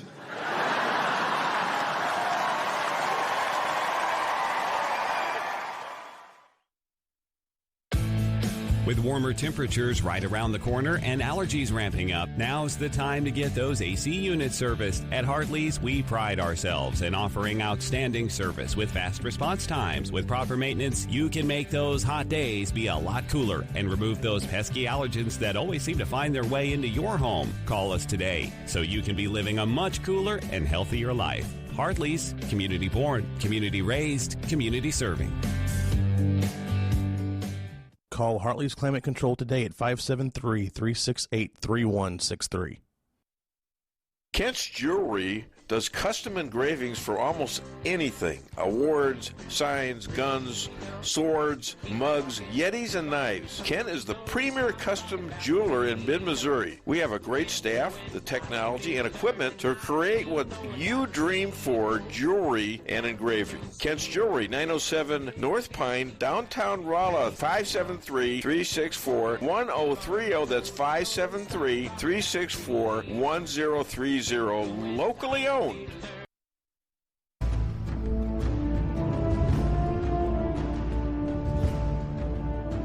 Never be too coy to tell your friends and family about Koi Sushi and Hibachi. Celebrate the best Chinese-Japanese restaurant in the Midwest. Call 573-426-5551 to make a reservation or order takeout. Locally owned, 1808 North Bishop, Rolla, Missouri.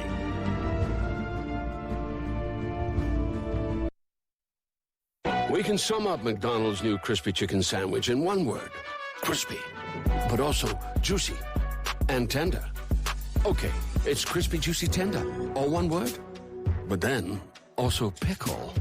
Oh, and potato bun, which is 2 words.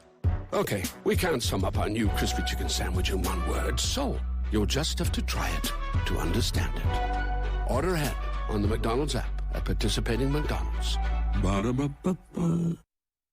Merrill's Quarry and Asphalt, 40 years serving cities, counties, and everyday businesses with driveways for people who live and work in our little piece of heaven right smack dab in the middle of America. Call 573-578-9101 for your free estimate of rocking, rolling, paving, driveways, sealing, and striping, too. That's 573-578-9101 for your free estimate. Your home is your castle. You don't need unwanted hassle. Don't let those creatures move in to stay. Let us protect your investments. That's what we're all about. Plank Termite and Pest Control will save the day. Plank is locally owned and family operated right here in Rolla, a Google preferred business. Our customer service and your satisfaction is our number one goal. So call Plank today at 368-3333. Plank Termite and Pest Control will save the day. Busy schedule? Let your locally owned Price Chopper help you save time with online shopping. It's easy. Sign up to tcmarkets.com or download our mobile app in the App Store or Google Play. Create an account and browse through the categories and choose the items you need. When you place your order, your personal shopper will get all of the items you've selected, taking the same care you would and following your notes. We offer free curbside pickup, so you don't even have to get out of your car. Start your online order today and no online shopping fee for a limited time. Go to tcmarkets.com or download our mobile app to get started. Price Chopper. Fresher savings every day. At Town & Country Bank, we are committed to providing exceptional service to our customers. We do more than just provide loans for our community. We help make dreams become reality. Whether it's a new home, farm, business, or a new car, we would love the opportunity to help. Stop by one of our 2 Rolla locations and let our friendly lending team remind you how special hometown banking can be. Smart, friendly solutions. Town & Country Bank. Member FDIC. Equal housing lender. All right, we're back, and we've got 2 amazing people coming on. The first is going to be Bill Hardwick. He is a reigning Missouri representative, and he'll be here to talk. He's a brilliant guy. He's a philosopher, a professor, an Iraqi veteran. He led a platoon in Iraq, and he's going to be really terrific. Jack Millen says hi. Hi, Jack. I sound like I'm holding up a train when I say that, don't I? And he's trying to. I guess he's retired or something. Good morning from Phoenix, Arizona, from Santiago, Villegas. Great to see you.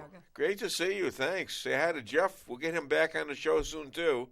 Jack Millen. I try to forget who is the president. That's from Santiago. Did I read that? I don't know. Jack Millen. Dave, really struggle with the fact that most Americans, both sides, don't care enough about themselves and their families to listen to both sides or both views and then make an intelligent, fact-based choice. Keep up the good work with spreading the facts. Thank you, my friend Jack, and fellow McDonald's owner-operator who has since retired. And that is why I'm here, Jack. I'm here because I know this country ain't going well, and it's sick right now, and we need to fix it. We need to cure it, and we need to talk to people, and we need to convince some and fight with the others. I mean, some of them will not listen, fine, but that doesn't mean you get to destroy my life or the lives of my children and grandchildren. All right, so is that all we had? Okay, great. If you want to call the show in between the interviews, call 573-578-2700 and Save America. We're going to play another couple of clips from Tucker before my next guest, which is Bill Hardwick, comes on. And then special guest he's running for office, Bill Hardwick is, and so is Mark McCloskey. Him and his wife stood out there and protected their homes. One of the bravest things you'd ever see and it was from about 350 people. They were telling him they were going to rape Patricia, his wife, and kill them both and then burn their house down. And they were led by Cori Bush, who he's suing. Okay? Him and his wife and Kyle Rittenauer are big heroes on this show because they might just have saved our Second Amendment rights and our First Amendment rights, the right to free speech. And that said, Cori Bush is trying to run for re-election herself. I've been seeing signs up around the St. Louis area. So, well, I'm sure, and I don't know that there's any way she's out of Ferguson, I believe. So there's probably little way, but we don't have to take that crap. You know, she's got $400,000 of people of security, $400,000 that we're paying as taxpayers, at least a good portion, I'm sure. And yet she wants to defund the police for you and me and the McCloskeys. You know, they want to be able to go and kill him and not have to deal with any law enforcement or protection. All right, let's hit those two clips, please. What were the numbers again? 6 and 7. They actively lied to the public about the nature of his crimes. And to some extent, we saw this play out in public. 50 former intelligence officials at the highest level, Jim Clapper, Mike Hayden, John Brennan, Michael Morrell, Andy Lightman, all claimed in public, in a publicly circulated letter, that Hunter Biden's laptop was, quote, Russian disinformation. It wasn't. It was entirely real. They knew it was real. Not one of them has apologized. Not one of the 50 has apologized for lying on the eve of a presidential election about facts that might have influenced voters to vote differently from the way they voted. They interfered, those 50 intel officials interfered in our democracy. They've never been held accountable. They've never even acknowledged what they did. That was happening in public. But in private, according to Chuck Grassley's office, one senior FBI official ordered a Hunter Biden probe closed, quote, without providing a valid reason as required by FBI guidelines. The documents on his laptop contain evidence that the President of the United States, Joe Biden, sold political influence to our number one geopolitical rival, a country that considers us its main enemy, and that would be China. Joe Biden used his public office to enrich his family. That is a crime. It's a crime by statute, and it's certainly a moral crime. Now, publicly, Joe Biden has denied this repeatedly. He said he knew nothing about what his son was doing overseas. Here's Biden in 2019. Mr. Vice President, how many times have you ever spoken to your son about his overseas business dealings? I've never spoken to my son about his overseas business. I have never discussed with my son or my brother or anyone else anything having to do with their businesses, period. That was a lie. Provably so. That was a flat-out lie. Okay, we got our next guest. I hear somebody coming in. Wow, this is perfect timing. This is just amazing. If you wouldn't mind, sir, and thank you for dressing up. Wow, you look good. I thought I'd wear a shirt today. Yeah, well, it's all right. No. We're very, we hesitate to make people dress up. Now, my wife, she always looks beautiful. You know? Not true. JP, yeah, so. I think on the show I've wore a variety of clothes. I've worn T-shirts, suits. Everyday man. Yeah, a man of the people. A man of the people. That's right. Yeah. All right. Well, Dave let's play. Always has on a T-shirt. Always. Well, I want to identify with people. I used to wear suits and all that stuff, but it's overrated. What good am I? You don't wearing even know a where suit? your suits are right now. I don't. You made me get married in one. That's all I know. That was the last time I wore a suit, I think, wasn't it? Maybe to a meeting. Maybe to a meeting. I don't know. Meeting. I don't know. I got to go to one next week. That's not going to be fun. But it'll be important to get to. Anyways, let's play a little song for him. From the lakes of Minnesota to the hills of Tennessee, across the plains of Texas, from sea to shining sea, from Detroit down to Houston, New York to LA. Well, there's pride in every American heart, and it's time to stand and say, I'm proud to be an American, where at least I know I'm free. And I won't forget the men who died who gave that right to me, and I'd gladly stand up next to you and defend her still today. 'Cause there ain't no doubt I love this land. God bless the USA. Did you get like a little crawly feeling in your back? See, so did I. I always do that. That is Dr. Amy Cooper Hakim. Yeah, that's beautiful. Who comes on my show a lot. She's a psychologist, and I got her to talk a little bit about politics and how we should react to it and stuff of psychology and stuff like that. I also got her to perform a service for me and my son when we did a show in Orlando, and it was like having a private session for the rest of the world to hear us. So definitely nothing private about it. It was nothing private about it. We came out slugging, and it was. We've gotten along great since. Yeah, I'm waiting for the bill. And her husband, Elad Hakim. Right, I talked to him a few weeks ago or a few months ago, whenever it was. Yeah. Well, guess whose show he was on the other day? Colonel Alan West. Oh, Lieutenant Colonel Alan West. Yeah, and guess what Alan West mentioned? Probably the Dave Weinbaum show. He did. Is that cool or what? That is pretty cool. And that's Elad passing that information on. No, I enjoyed talking to him. Because I helped Elad get started in this.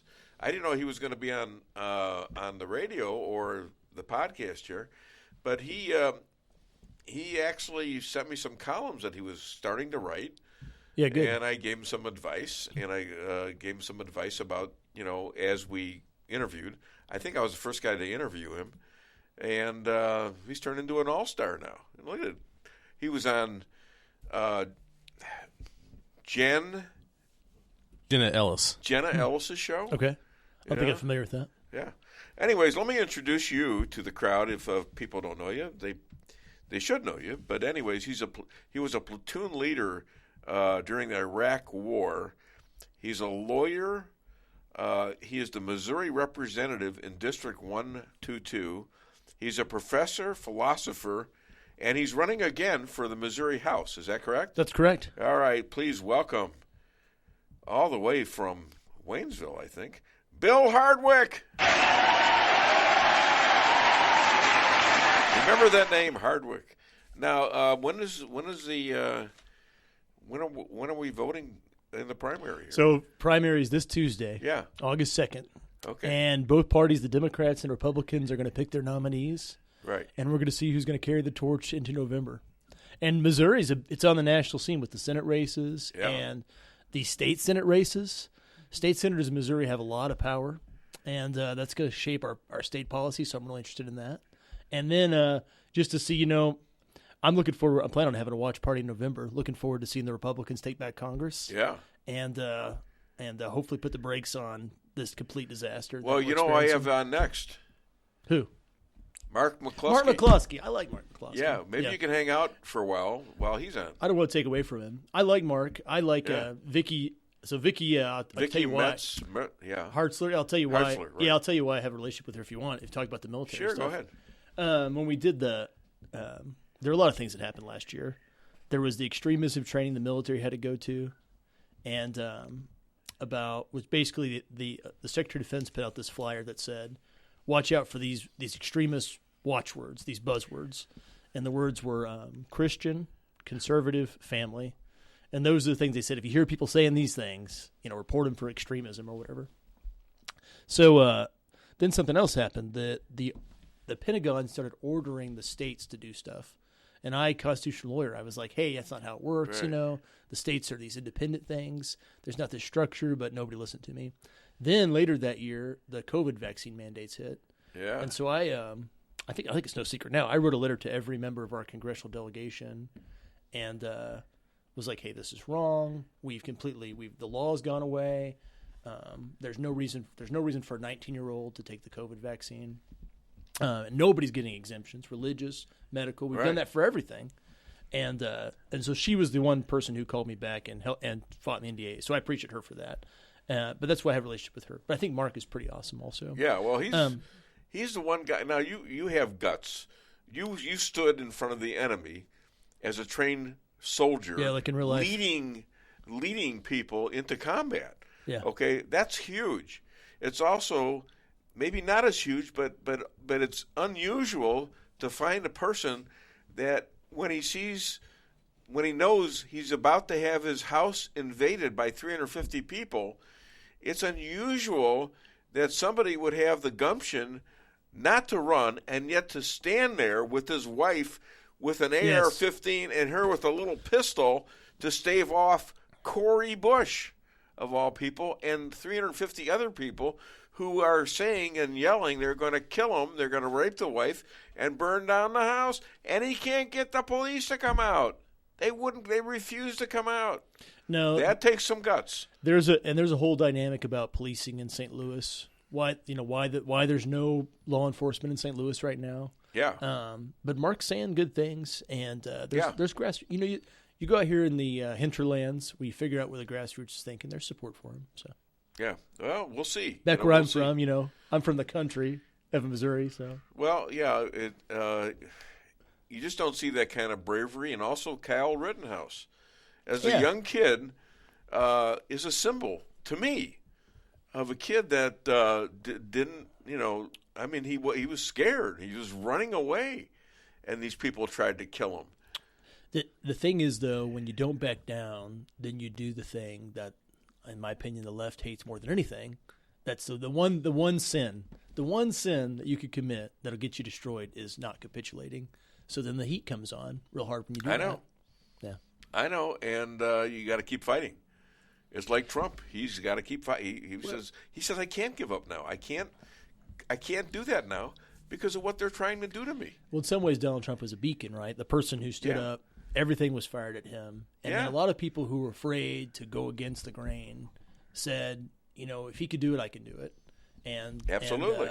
If one person stands up and says what, it's wrong, it inspires what were other the people. key words? Christian, family? Yeah, it was family and conservative. Conservative was an extremist. Who was this, Austin? Lloyd Austin. This is true. I mean, I'm not making anything up. It's completely true. What an idiot. The idiots that did Afghanistan. Great military minds. And Milley, too. Yes. Yeah. I'm really disappointed in that. That there was a way to do something withdrawal from Afghanistan, and we did it in such a feckless way, and the 13 Marines were killed. Yeah. And nobody's taken responsibility for it. And we turned over an arsenal, a national armament arsenal, to Al-Qaeda and the Taliban, basically, and nobody's taken responsibility. $85 and that bothers me. $1 billion, and they're right next to China. It bothers me because there's 20 years worth of people who I care about who sacrificed to that country, and died in that country, and to take anything that they've done, and the people we worked with, right, in the Afghan government, and to take that and just say, hey, we're just going to act like none of this matters, and we're going to not even think this through, and we're going to let soldiers die, and we're not going to care. And we're not going to take responsibility, and we're going to do just like on the economy, just like on COVID. We're going to say one thing. We're going to hand wave it and go, look the other way, everybody. Nothing to see here. Don't worry about it. But people who care and they're involved in it, it hurts. So. Do you believe we're in a recession? Yeah, we are in a recession, and it's going to get worse. No, we're yeah, not. we have 2 quarters of negative growth. No. That's the definition. Not according to the Biden administration. I'm sorry. How dare you contradict our leaders in Washington? I was thinking about this. One thing, there was a time during the Obama administration. That's when I was learning a lot about economics, and I was reading a lot about political philosophy. And I'd go onto a site, a news site, or even like Wikipedia, and I'd read a definition of a word. Right. And then I'd come back in a few weeks later, and the site had all changed, and the definitions had changed. And the definitions changed because the definitions that have been taught and been put in books for decades didn't fit the political narrative. And I thought that was so interesting, and that's what's it's happening right now. Yeah. Medical definitions, the definition of fascism change, and now the definition of fascism is you don't want unborn children to be killed. So that's the current definition of fascism that I could see. So it's like, okay, that has always fascinated me, and how people who never looked those things up before just took it. They just ate what was presented to them. It's not just that. It's the mainstream media is pushing this stuff. It's huge. They're very powerful. And one half of our politicians are pushing this stuff. A little more than one half of the politicians right now, hoping that we turn it around this November. But they're all doing it. They're all they're changing the whole. It is propaganda worse than China right now here. I think so, and we took for granted how important it was to have a leader who cared about our country and stood up for our country. Yeah, and how there's an absence of leadership. We don't have a president right now. We don't have anybody going to bat for America. And look what's happened to our country. Yeah, and it's getting worse all the time. It only took them a little less than 2 years to get us into a recession. Surprised me when we were booming. I didn't think you could accelerate inflation. Could you get a bigger contrast between Donald Trump and his policies, whether you like them or not? Yeah. I mean, and his things like the Abraham Accord in the Middle East. Oh my gosh! Yeah, moving our embassy to Jerusalem. Huge deal. That's right. Normalizing relations with Israel and the surrounding Middle Eastern countries. And he's, they're a step away from getting Saudi Arabia in this. Right. No, and domestic energy production, Taiwan, pushing back against China, stance on Israel, defeating ISIS, our economic boom in America, our monetary policies, just generally everything. Down the line, you could think of all the policies that our judiciary. All the policies Donald Trump had that made a positive difference, and the exact reverse of those things. Now China's running the world. Now the American dollar is getting worthless more and more by the day. Now most middle-income people cannot pay their bills. Right. Everybody's crunched. Now the level of discord and hatred and fear people have about the future is at an all-time high. Yeah, and we're being set off into these different classes of enemies to each other by who? By our government. They're driving us into a civil war, or worse than that, a capitulation to becoming communist. Yeah, people hate each other. They don't even know why they hate each other, and that's all because of the lack of political leadership. I don't think there is leadership in the White House. There's no leadership, right? Well, there is leadership, but it's not coming from Biden. I think Where is that coming from? I honestly think that somebody just hands Joe Biden a piece of paper and he tries to read it. And that's all he does. Seriously, though, who's giving the people? Is it Obama? Some people say Barack Obama. I don't know. I think I think it is the entrenched power structure, the entrenched deep state, and they get to do whatever they want right now.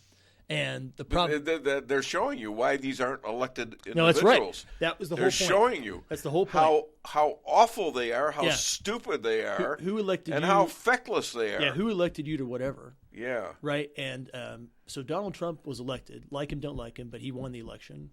So, but who elected you to whatever to run stuff? You thought you were smarter than everybody in Missouri, smarter than everybody in the Middle America, and you finally get to do what you want. And look what they're doing when they do what they want. It's a disaster. Sure. Okay, I know you want to talk about something else, so I'll be quiet.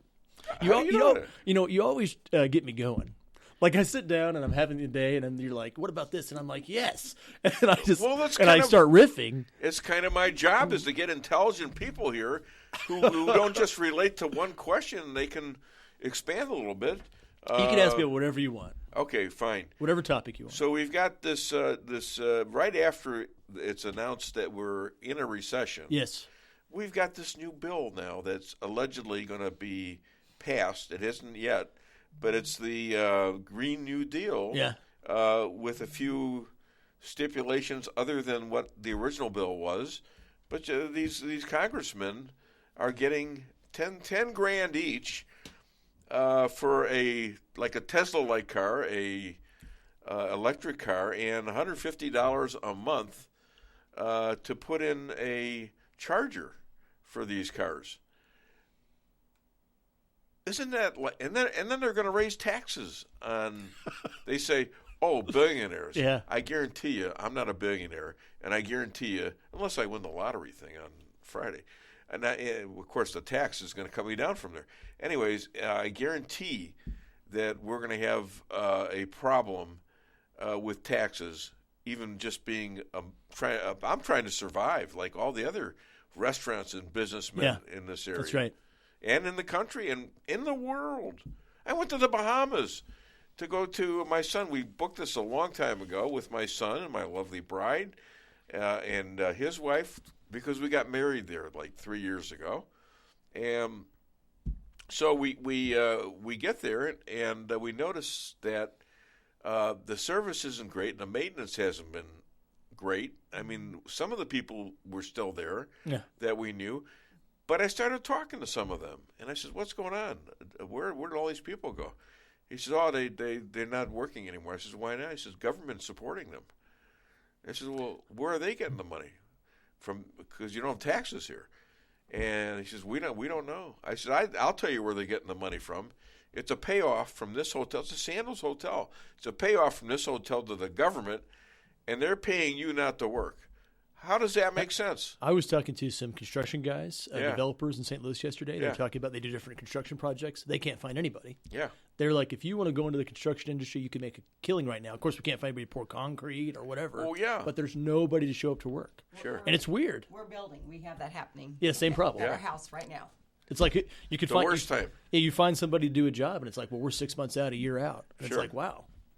Sure. Well, you've been here. We've been already talking 18 minutes just like you first got here. I think there's a question that may be for Bill. What? Yeah. Appropriate for Bill there. Sure. Where? Oh, okay. Hold on. All right. Oh, Brooks Prouty. Okay. Where do you stand on U.S. support for Ukraine? Even if everyone agrees that it's a lamentable situation, what is our end game? Rhetorical question alert. Does our support promote U.S. vital interest? Yeah. A working definition, vital. Well, okay. Why don't you just go ahead and answer that? Otherwise, I'll be. Yeah. So I talking think for the a week. rhetorical question part, she's saying we have no end strategy in Ukraine. Well, this was posted in a Foreign Policy Hawks group. Okay. Yeah. Okay. Good. Where I directed. Thanks for the question. I appreciate that. I don't think we should go to war with Russia over Ukraine. I think that would start World War III. I think. I think there is an interest in what happens in Europe because there are huge energy markets in Ukraine. There's a huge agriculture export in Ukraine. So America has an interest, and definitely our intelligence assets have a strong interest there. But I don't think we're at the point where we need to have 100,000. We're not near the point. We need to have 100,000, 200,000 soldiers die in Ukraine for what's happening there. So, I think we should engage Russia. It definitely matters whether or not Russia has control of Ukraine or whatever happens there because of all these geopolitical nexuses that occur right here in Ukraine. But I don't think we need to go to war with Russia over their invasion of Ukraine. I think. Okay, so how much support would you be willing to? Would I arm them? You mean and give them aid? I think. I think it's useful for us to check Russia and degrade their military. Yeah, that's useful geopolitical, and it's also useful for we're triangulating in our ability to check China, right? To degrade Russia, that's helpful to us because our nightmare scenario is Russia and China joining forces and trying to topple the U.S. economically or politically. Now, we are under a treaty with NATO that if Russia attacks Poland, for example, as they may, that we're in no matter whether we want to or not. Yeah, Article 5 of NATO says that, attack on one is attack on all. So any of the NATO countries that get attacked by Russia, they can invoke Article 5, and that would theoretically, according to the treaty, cause the U.S. to bring its forces to bear and the huge conventional forces that NATO have. Isn't it interesting? It's not so much that I support us supporting Ukraine. It's that I think we should not let Russia continue to domino the region. Isn't it interesting, though, that – I'm sorry, go ahead. No, please. There is a second part to that question. Yeah. Okay, what addresses, is it? I can't read it all. All right. Additionally, if we entertain the claim that Russia is weak, according to the mainstream media, ignoring that Russia has captured a significant part of the what? Okay, is that it? That's all we can see. They must have a cap on the amount of characters because I can't see the rest of it. Yeah. Well, get us the rest of the question if you can. You also got something up here. The government in Washington, D.C. I've got it. Oh, you got it? Additionally, if we entertain the claim that Russia is weak, according to the mainstream media, ignoring that Russia has captured a significant part of the Donbass and Black Sea coastline, is weakening Russia still further in our or anyone else's geopolitical interests? So the first point is about the propaganda machine that happens. We focus on all of Russia's blunders, but not Ukraine. So that is true. Russia, there's a war that's probably going to go on the war's been going on since 2014, really.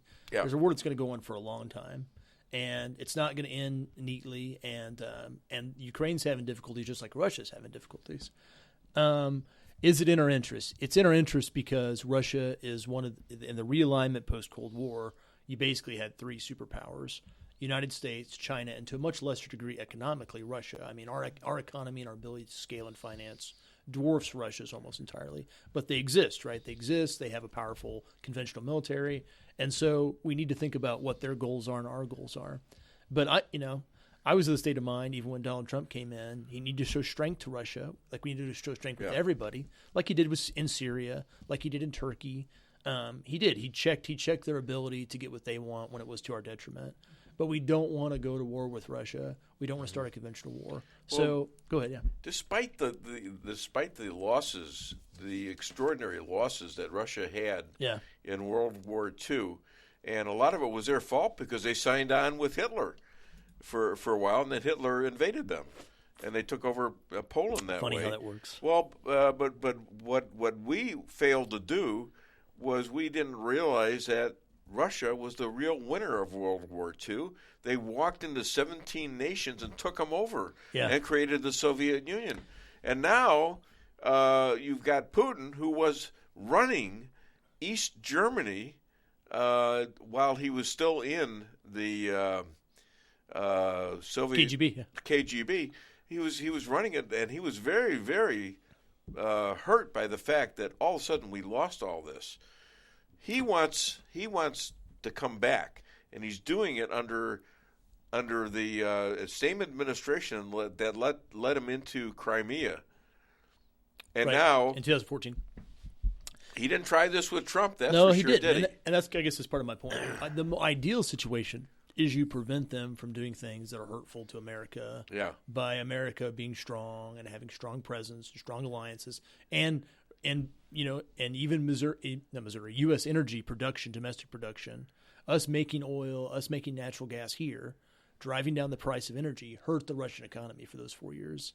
And gas prices shoot up because they make profit off higher gas prices.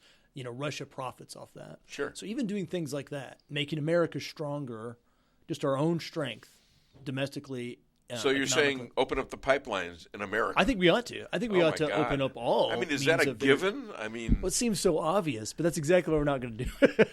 But yeah, all those things were important, and they made a difference geopolitically. And that was what was smart about Donald Trump's national security strategy and McMaster's national security strategy is the better America is equipped economically, energy-wise, the more leverage we have interacting with these countries. And that's good. I think it's a good thing. But then if you let these things degrade to the point where we're weak and there's nothing we can do to stop it, what can we do to stop Russia and Ukraine? What can we do to stop China and Taiwan? Nothing that's good. There's not a good option for us. What about sending Nancy Pelosi to Taiwan? Right. That'll make the difference. Well, for her to live there? Wait, I'm confused. Okay, whatever. I'm all for that then. I mean, no, shouldn't there be people in all parties going to Taiwan to make sure that they know that we're their allies? Our official position has been since 1979 that there's one China. Well, since 1949, there's one China. And then in the late 70s, Jimmy Carter, we recognized some relations with China. And then we reiterated what we have now, which is called the one China policy, that there's one China. China also has a one China policy. Yeah. So in 1949, Chiang Kai-shek fled the mainland China and went to Taiwan. And they established a national socialist government in Taiwan. That was their government. But they were anti, basically Mao Zedong. And so China's policy is there's one China. Taiwan is part of China. America's policy is one China, but it's always been ambiguous. When you go to the military schools and like where there are foreign international students attend the schools, the Taiwan students wear a suit and tie because America doesn't formally recognize Taiwan and they don't have the Taiwanese flag. But you could see like on Fox News and CNN, we definitely have a presence in Taiwan that was bolstered during the Trump administration. So we have this really deliberately ambiguous policy about what the situation with Taiwan is, whether it's part of China or whatever, who controls it. Are we their ally? So that's when Joe Biden stumbled, when he said, we'll defend Taiwan if they're attacked. And so he stumbled. They say, what did they say? A faux pas or whatever is when a politician tells the truth accidentally. Yeah. Like he accidentally said what the secret policy is, but the official policy is there's just one China, and nobody knows what that means. Right. So so Biden didn't follow his cue card. He probably has then. Yeah, they probably said, hey, we say that in the meetings, but you don't say that to the press or whatever. Yeah. But yeah, are we going to attack if China invades Taiwan? It'd be pretty hard to. So China can't project power around the world. But they have a pretty sophisticated Navy, Space Force, nuclear force. They have a very sophisticated cyber force. So we don't want to go to war with China. What would have been better is if we damage them economically, right? We started making manufacturing stuff in the United States.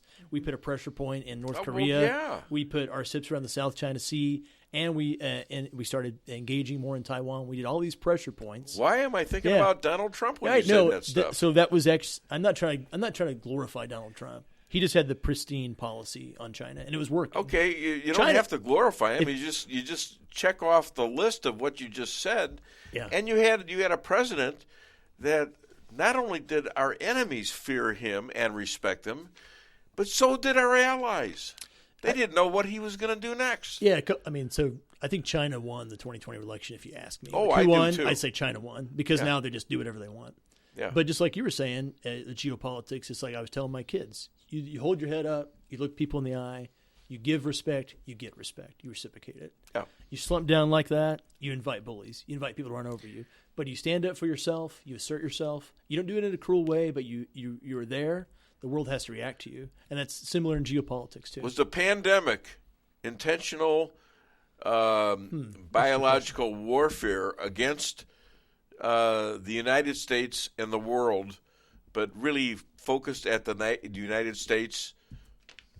I don't know if it was intentional or we just intentionally developed the coronavirus and it got released accidentally, and then people exploited it for what they wanted to.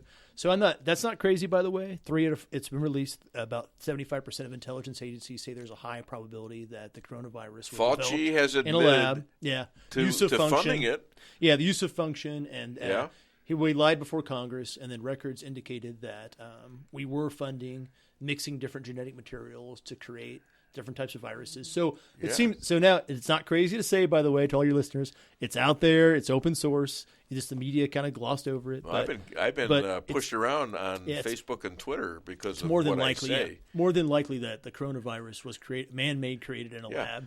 But whether it was released accidentally, I don't know. Well, so was the vaccines, man-made, created in a lab without the proper testing. Yeah, so we're all guinea pigs out here. Yeah.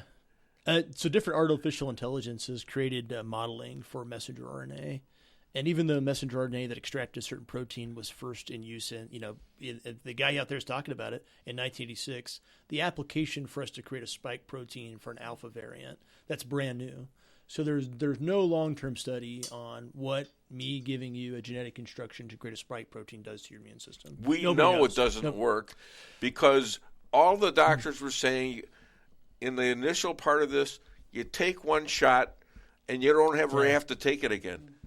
And they're all getting it now. That's what everybody thought. Even Fauci. Getting the new shot? The super one? You say that's what they thought. This is why we have tests. Yeah. This is why the medical people don't have a vaccine until they've been tested, until they've been egged, so to speak. Yeah. Yeah, I don't really see, and I guess this is hard to say, I don't see much medical reason to get it, especially if you've already had coronavirus. Yeah. And I think that's honestly true. If I can interject something here. So I had my annual with my doctor back in May. Yeah. I'm not vaccinated. I have 1,000 more antibodies than they say somebody vaccinated should have. And my doctor flat out told me this means you have come in contact with it. You have naturally fought it off. Yeah. So you now have immunity. You actually can't get the vaccine or you will get sick. Yeah. When my doctor first said. Yeah, so, but why...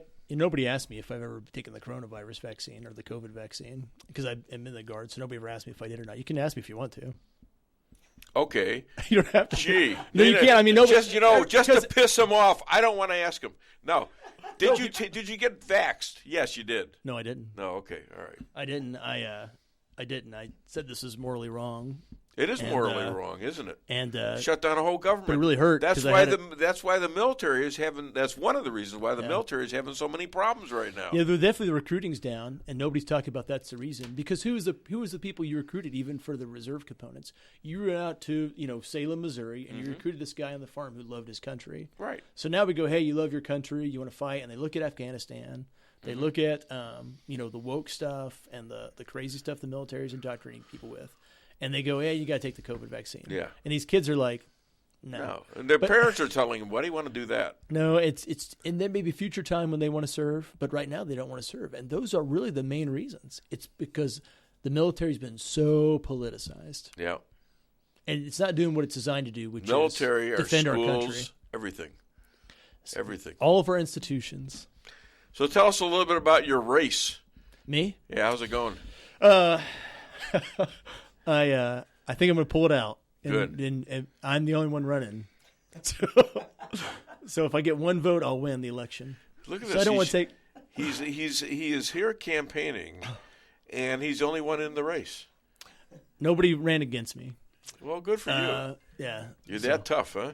Well, guess what? We got our next guest here, Yeah. I think. And now hang out, and we're going to play a little song for him and her.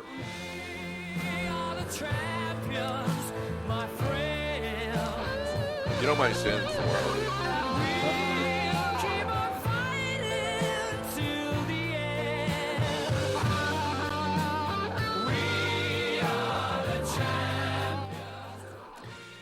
Ladies, gentlemen, I'm here with a married couple living their lives in their own home, and they're attacked by about 350 members of Black Lives Matters, led by Cori Bush, Congresswoman Lori Bush.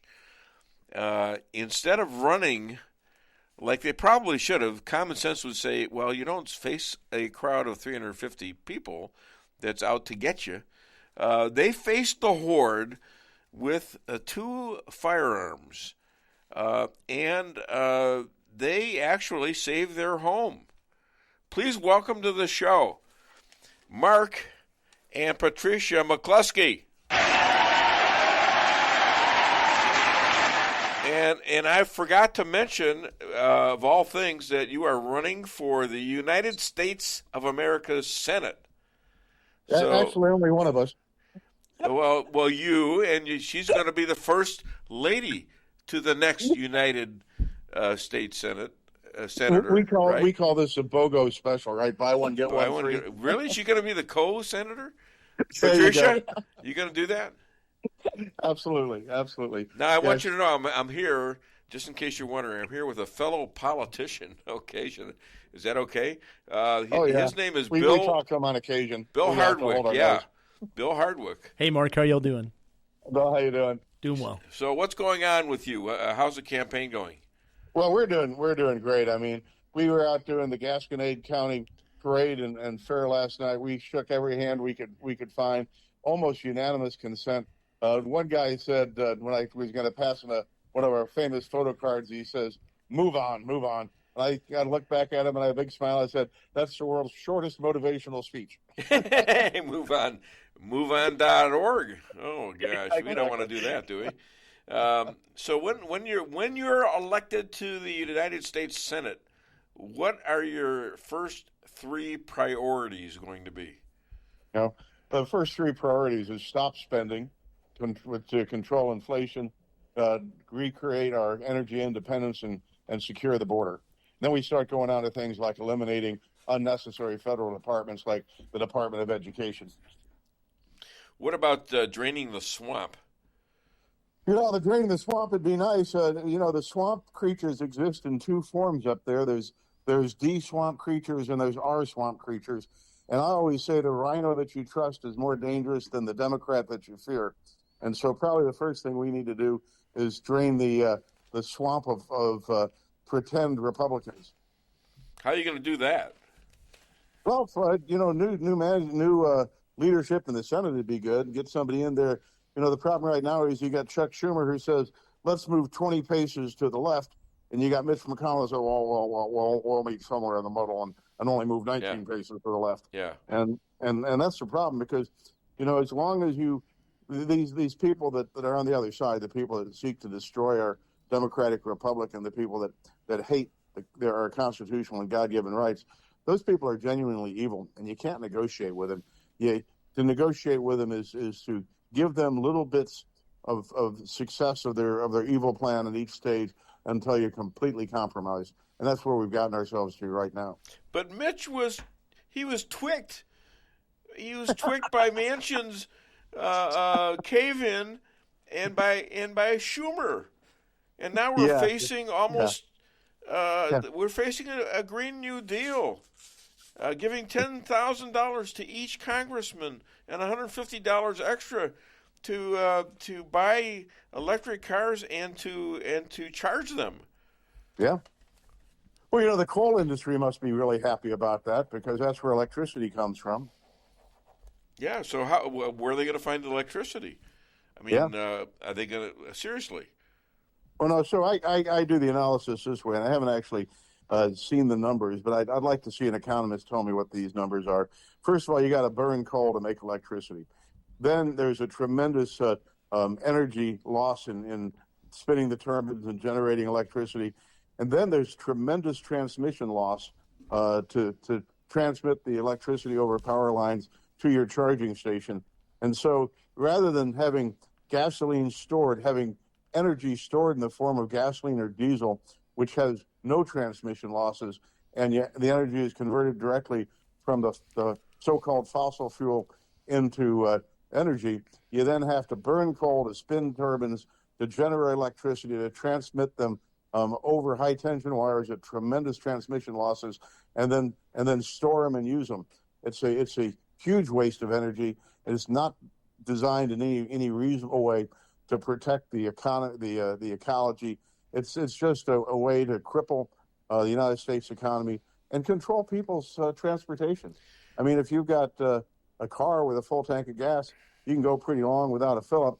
If you own any rural property, you probably have a gas tank out there and a diesel tank with hundreds, if not thousands, of gallons of fuel, and you go a long time without the government giving you permission to.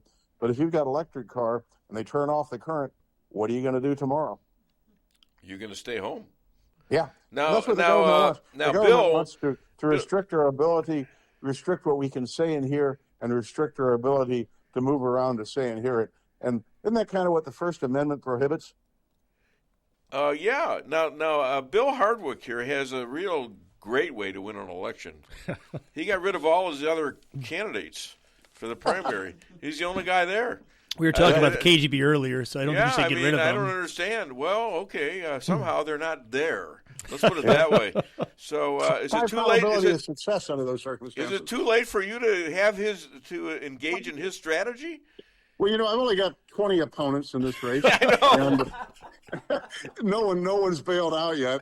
So it's kind of interesting. It's, every once in a while I'll go into court and my opponent won't show up, and I'll look at the judge and say, well, I guess I've got a pretty good chance of winning now that no one's going to argue against me. And the judge always says, don't be so sure. Yeah, exactly. Yeah, I do a default motion for elections. So. Yes, Bill's he's an attorney too.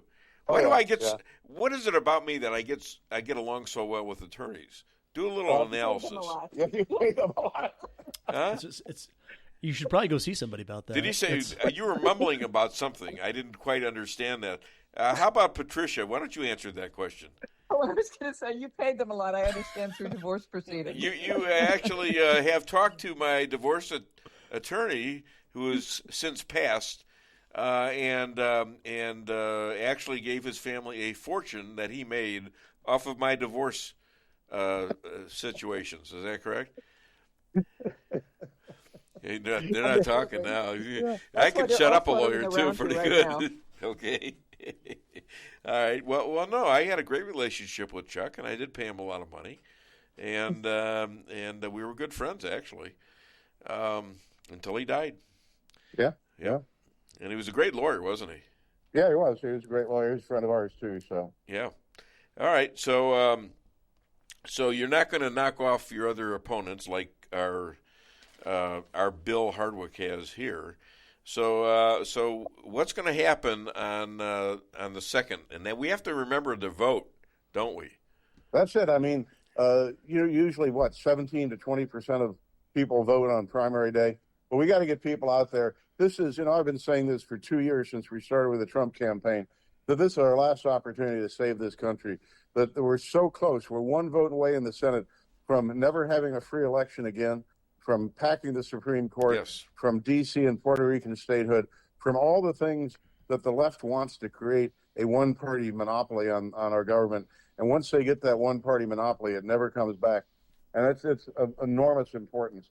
And, wouldn't it be wonderful, for example, if we could actually show the world that somebody who's not supported by billionaires, somebody that doesn't have millions of dollars in super PACs, somebody that isn't beholden to any lobbyists or special interest groups could actually run for and win a Senate seat and just really shake things up and go up there and drain that swamp and do what's in the interest of America and in the interest of the American people, rather than what's in the interest of the billionaires that got you there. Let me pose this question to both of you. China and Bill Gates are buying billions of dollars in U.S. farmland near sensitive bases too. Also, our DNA, based on these checks on your family history and things like that. You spit in a cup and you find out that you're you're 52% European Jewish and all that other stuff. But they own the DNA, and it's in the hands of China now. And they can figure out a way to kill us individually with this DNA. And now they've got a way to do it with the cows. They have the DNA of the cows and the crops, and they're buying all this land. This is not crazy. It's not crazy. I guess if it's been on Fox and it's plausible, what can we do about this? Well, I'd go on for hours, but the bottom line is that the communist Chinese are one real threat in the world. The propagandists in D.C. and even on Fox, for that matter, that are trying to promote a war with Russia, like Russia poses a serious threat to us, is just nonsense. I mean, the Russian economy is about the size of Italy. We have grown the Chinese Communist Party to being the only government in the world that can seriously challenge us. They vow every day to destroy us militarily, socially, and economically. And they threatened President Biden yesterday, and he didn't have the Easter Bunny there to defend him. And so you got this monolithic communist enterprise that seeks to destroy us, threatening America yesterday, and you've got Joe Biden. What did he say in response? We don't know. I haven't heard anything substantial that he said. Nothing. But I mean, go to Walmart. Try to find something that's not made in China. Think how easy it would be if we did to the Chinese what Ronald Reagan did to the Soviet Union, and that's just make their life economically impossible and bring them to a halt. Sam Walton could have done it himself overnight, and it's absurd that we pretend to turn this blind eye to the Chinese when in the real world it's just the globalists, the one worldists that love the concept of the Chinese government and would love to impose the same thing upon us. Yeah, we're not far away from that, and it's getting to be it's like the fourth quarter here, and time is running out. There's no doubt about it. Time and people are running out. We got to do this now. I've always thought the same thing. This 21andMe or whatever it is. Yeah. Is taking your DNA, and I've got a brother who's a lawyer, and he had his kids fingerprinted when they were infants. And I thought that was the height of nonsense at the time, because obviously if somebody kidnaps your kid, the last thing you're going to find is their fingerprints someplace. I mean, what it is the government getting information on each of us that they can use against us for the rest of our lives. But then to actually have your DNA sent through the mail to an adversary that would love to engineer a way to kill each and every one of us individually, that is just such obvious nonsense. And yet so many millions of people have fallen for it. Well, if evil things are going to happen, they're happening now. I mean, there's more stuff to come. I mean, it's going to get worse and worse. You got drones out there that can be they can be targeted to people, and as we know, as we've done, good, bad, or ugly, it's a very scary world. We've got no police. We've got, as you know, up in where you live, there was a guy killed who was shot 31 times, not far away from your house. Did you see that? I did not see that. Yeah, actually, his girlfriend works for me in McDonald's. Really? Here in Rolla. So it's touching all of us. Well, St. Louis is an absolute war zone. I mean, we've been living in the city of St. Louis. Our voting address and our farm's out in Franklin County, but we also have the house in the city. And it's, every night you hear gunfire. Every night, we live right on Kings Highway, right on the main stretch going down to Barnes Hospital. And every night you just see this constant stream of ambulances going north, and then a constant stream of ambulances coming south, and constant gunfire. And it's a war zone. And it's intentionally a war zone because the government wants to keep people frightened, and with inflation and the recession and gas prices, keep them poverty-stricken. And frightened, poverty-stricken people like to become dependent on the government. They want to ask the government for solutions, and that's exactly why they're driving us down this way. It's not accidental. It's not the result of Joe Biden being an incompetent old poop, because he has as much to do with running this government as my boots do. The people that are actually running this government are actively trying to undermine the economy, undermine our international security, and undermine the very basis of our republic. And that's the truth. And the thing about Trump, the contrast there, though, there's such a huge contrast between what Trump did and what the Democrats did before and after Trump, that it's a story that should be told, because there are blacks who decided they wanted the American dream, and they went out and got it, and saw that it could be accomplished, that they weren't inferior, needing the government to live their lives for them. They also saw the importance of, well, maybe you don't like the police, but you know what? You kind of need them. Hello. They're also seeing the fecklessness of having blacks killing blacks. Yeah, and somebody to stop it.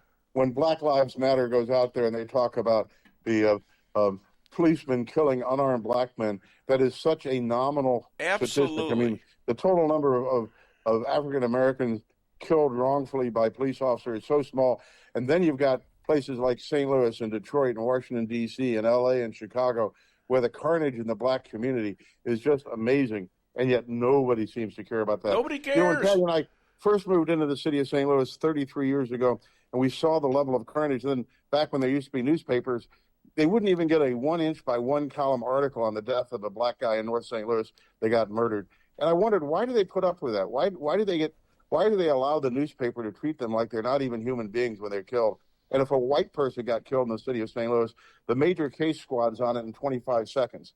And I just, the city of St. Louis is where we've got, 50-50 black and white population. We've got a black mayor, a black prosecutor, black chief of police, black president of the board of aldermen, and yet nobody seems to care about those black lives. Yeah, but they're calling Donald Trump a racist. Yeah, I know. Isn't that amazing?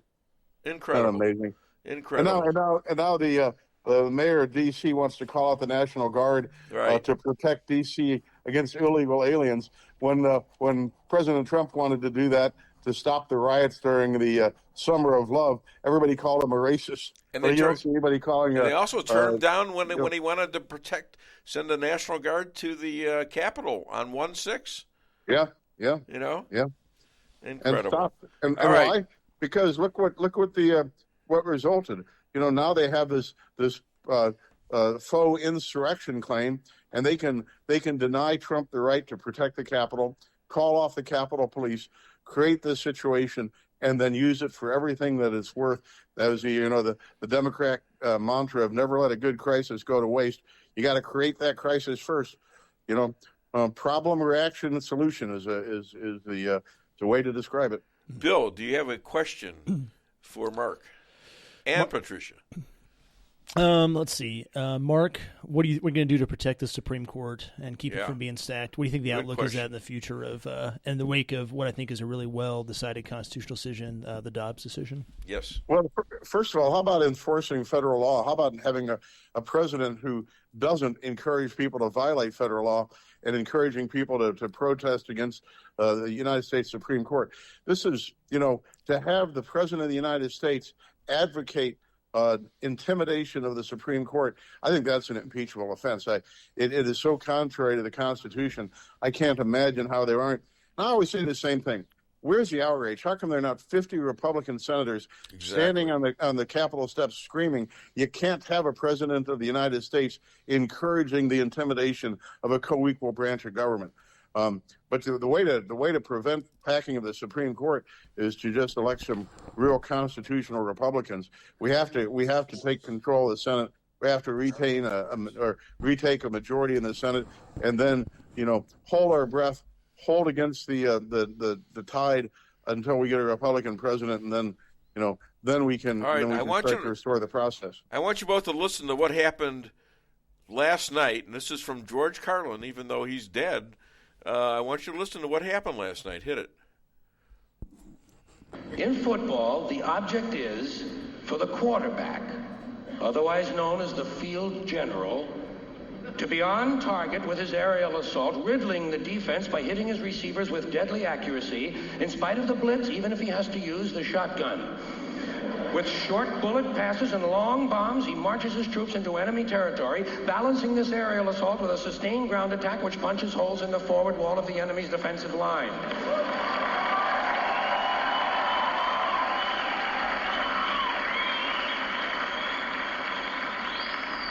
In baseball, the object is to go home and to be safe. I hope I'll be safe at home. Safe at home. And thus we had the congressional baseball game last night where they were safe at home. They were safe at home. They didn't have to go out and protest. They all got along. All the rhinos mixed in with all the crazy communists. Okay, and they were safe at home. I just thought that would be a little addition there. So, I love it. All right. So other than DaveWeinbaum.net, what should people do to support you right now? Well, what they should do to support me now, I mean, it's 4 days, 5 days till the election. I don't need your money. I don't need anything other than for everybody to get out there and vote on August the 2nd. Talk to your friends, your neighbors, your coworkers, and say we can make a change. We can actually send somebody to D.C. who's already demonstrated his willingness to risk his life and his reputation and his fortune and his career to stand up against the mob. And if I can do it on my front porch with my wife and 2 guns against a mob of hundreds, I don't think the swamp creatures are going to pose that big of a problem for us. And Jeff Zink for Congress out of Arizona. Mark is a great choice for Missouri, and I would have to agree with that, as well as Bill Hardwick, who, possibly he needs at least a couple people to show up. He needs everybody to show up. Absolutely. You can't take anything for granted, can you? Can't take anything for granted. Not in this era. No, I would agree. Yeah, I mean, wait till the mail-in ballots come in. Who knows? Right, there's nobody running against me. Somehow a bunch of ballots were found. You go. All right, thank you, my friend. Best of luck to you and Patricia, who is going to be a very, very great addition as a co-senator to you. Absolutely. I'm packing too. Okay, thank you, Patricia. All righty. Bye-bye. Good to talk to you. Take care, guys. Okay. See you later. I meant to tell him a joke, but darn it, you're slipping. Oh, wait. Oh, I got a joke for him too. Okay, I'm ready. This is the main selling point for me coming on the show. It is? Is I'm going to steal all your dad jokes and use them. Oh, good. All right. Well, this one. Yeah. No, this is no. That's not you. I use Chris. All right. So it's more like a quote than a joke. Okay. If you can't be the candle, be the wick. The Hardwick.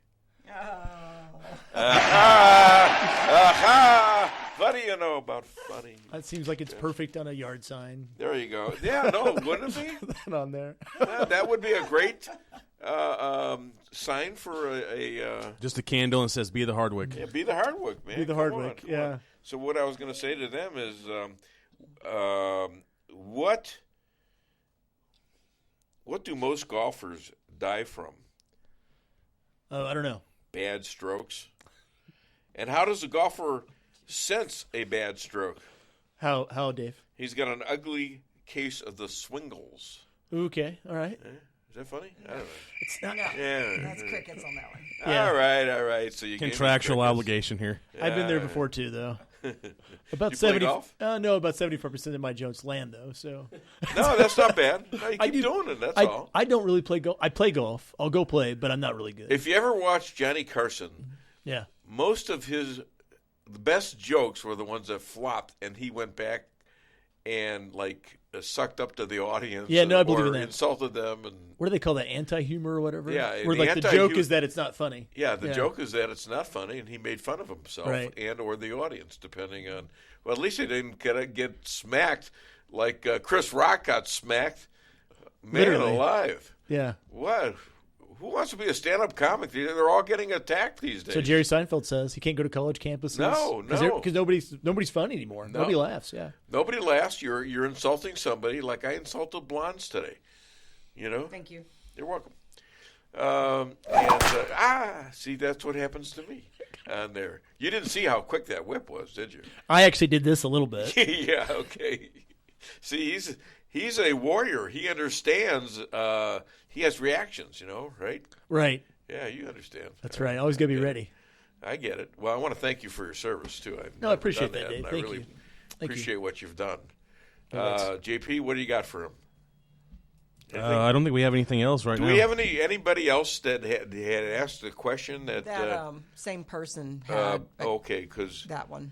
Well, it's going to be tough to get it in. A good foreign policy regarding China would be to honor our agreements with it over Taiwan. The one China policy means Taiwan, China, Hong Kong, China, Tibet, China, rather than badgering China over Taiwan, making it a U.S. sphere of influence. Let's build a relationship with that huge economy based on stability, even though our national values are pretty far apart. In that context, we are likely to be more successful in our diplomatic advocacy of Taiwan's autonomy and freedom. Thanks. All right, that's pretty intelligent stuff. Yeah, I don't want to go to war with China either, but I don't want China to run the world either. Well, see, Trump put right. When they were doing bad things to us, when they were stealing our economy, basically, he put sanctions on them. Well, however, I bet you that resulted in the pandemic. Well, Mark had a good point, too. Maybe step one is make things in America, manufacture stuff in America, and we start selling it. We were doing it. So we decouple ourselves from our dependence on China. We were doing it, but you'd have to outlaw it. You'd have to make it a law not to do it. Now, what's going to happen when they start taxing all these companies?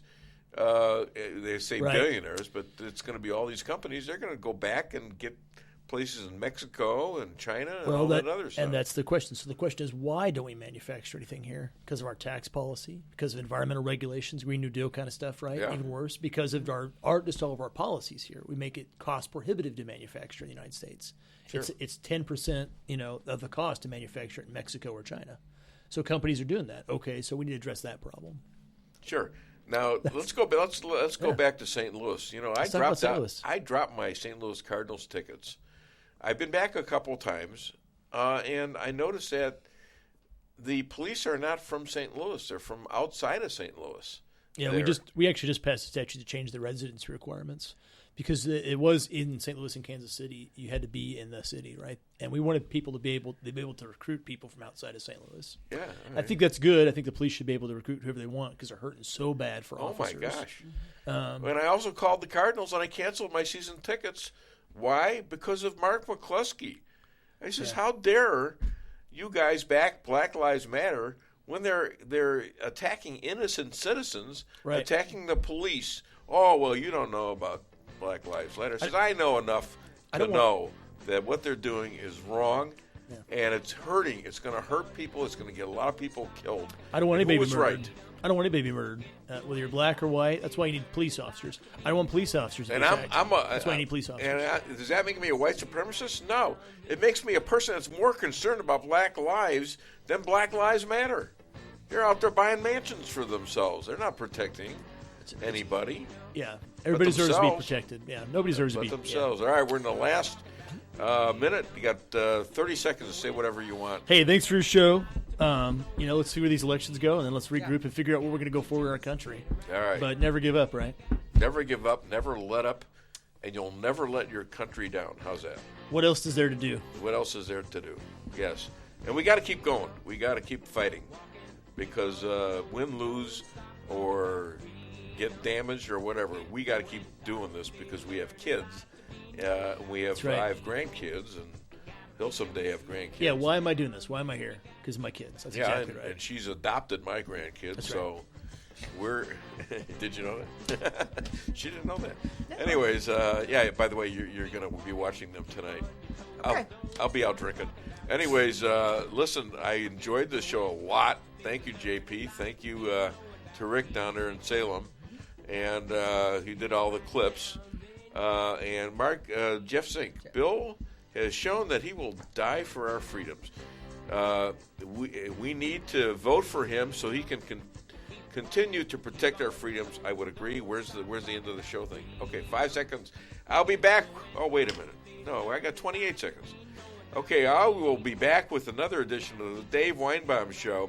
When? You all. When is the question? Next Friday. Are you? Next Friday, but you've got to vote this Tuesday in Missouri. And wherever you're at, and you got to vote for Jeff Zink out in Arizona, too. It's a big deal. All right? So remember that. Have a great weekend. And I'll be back next week, 8 a.m. Sit right down, then you got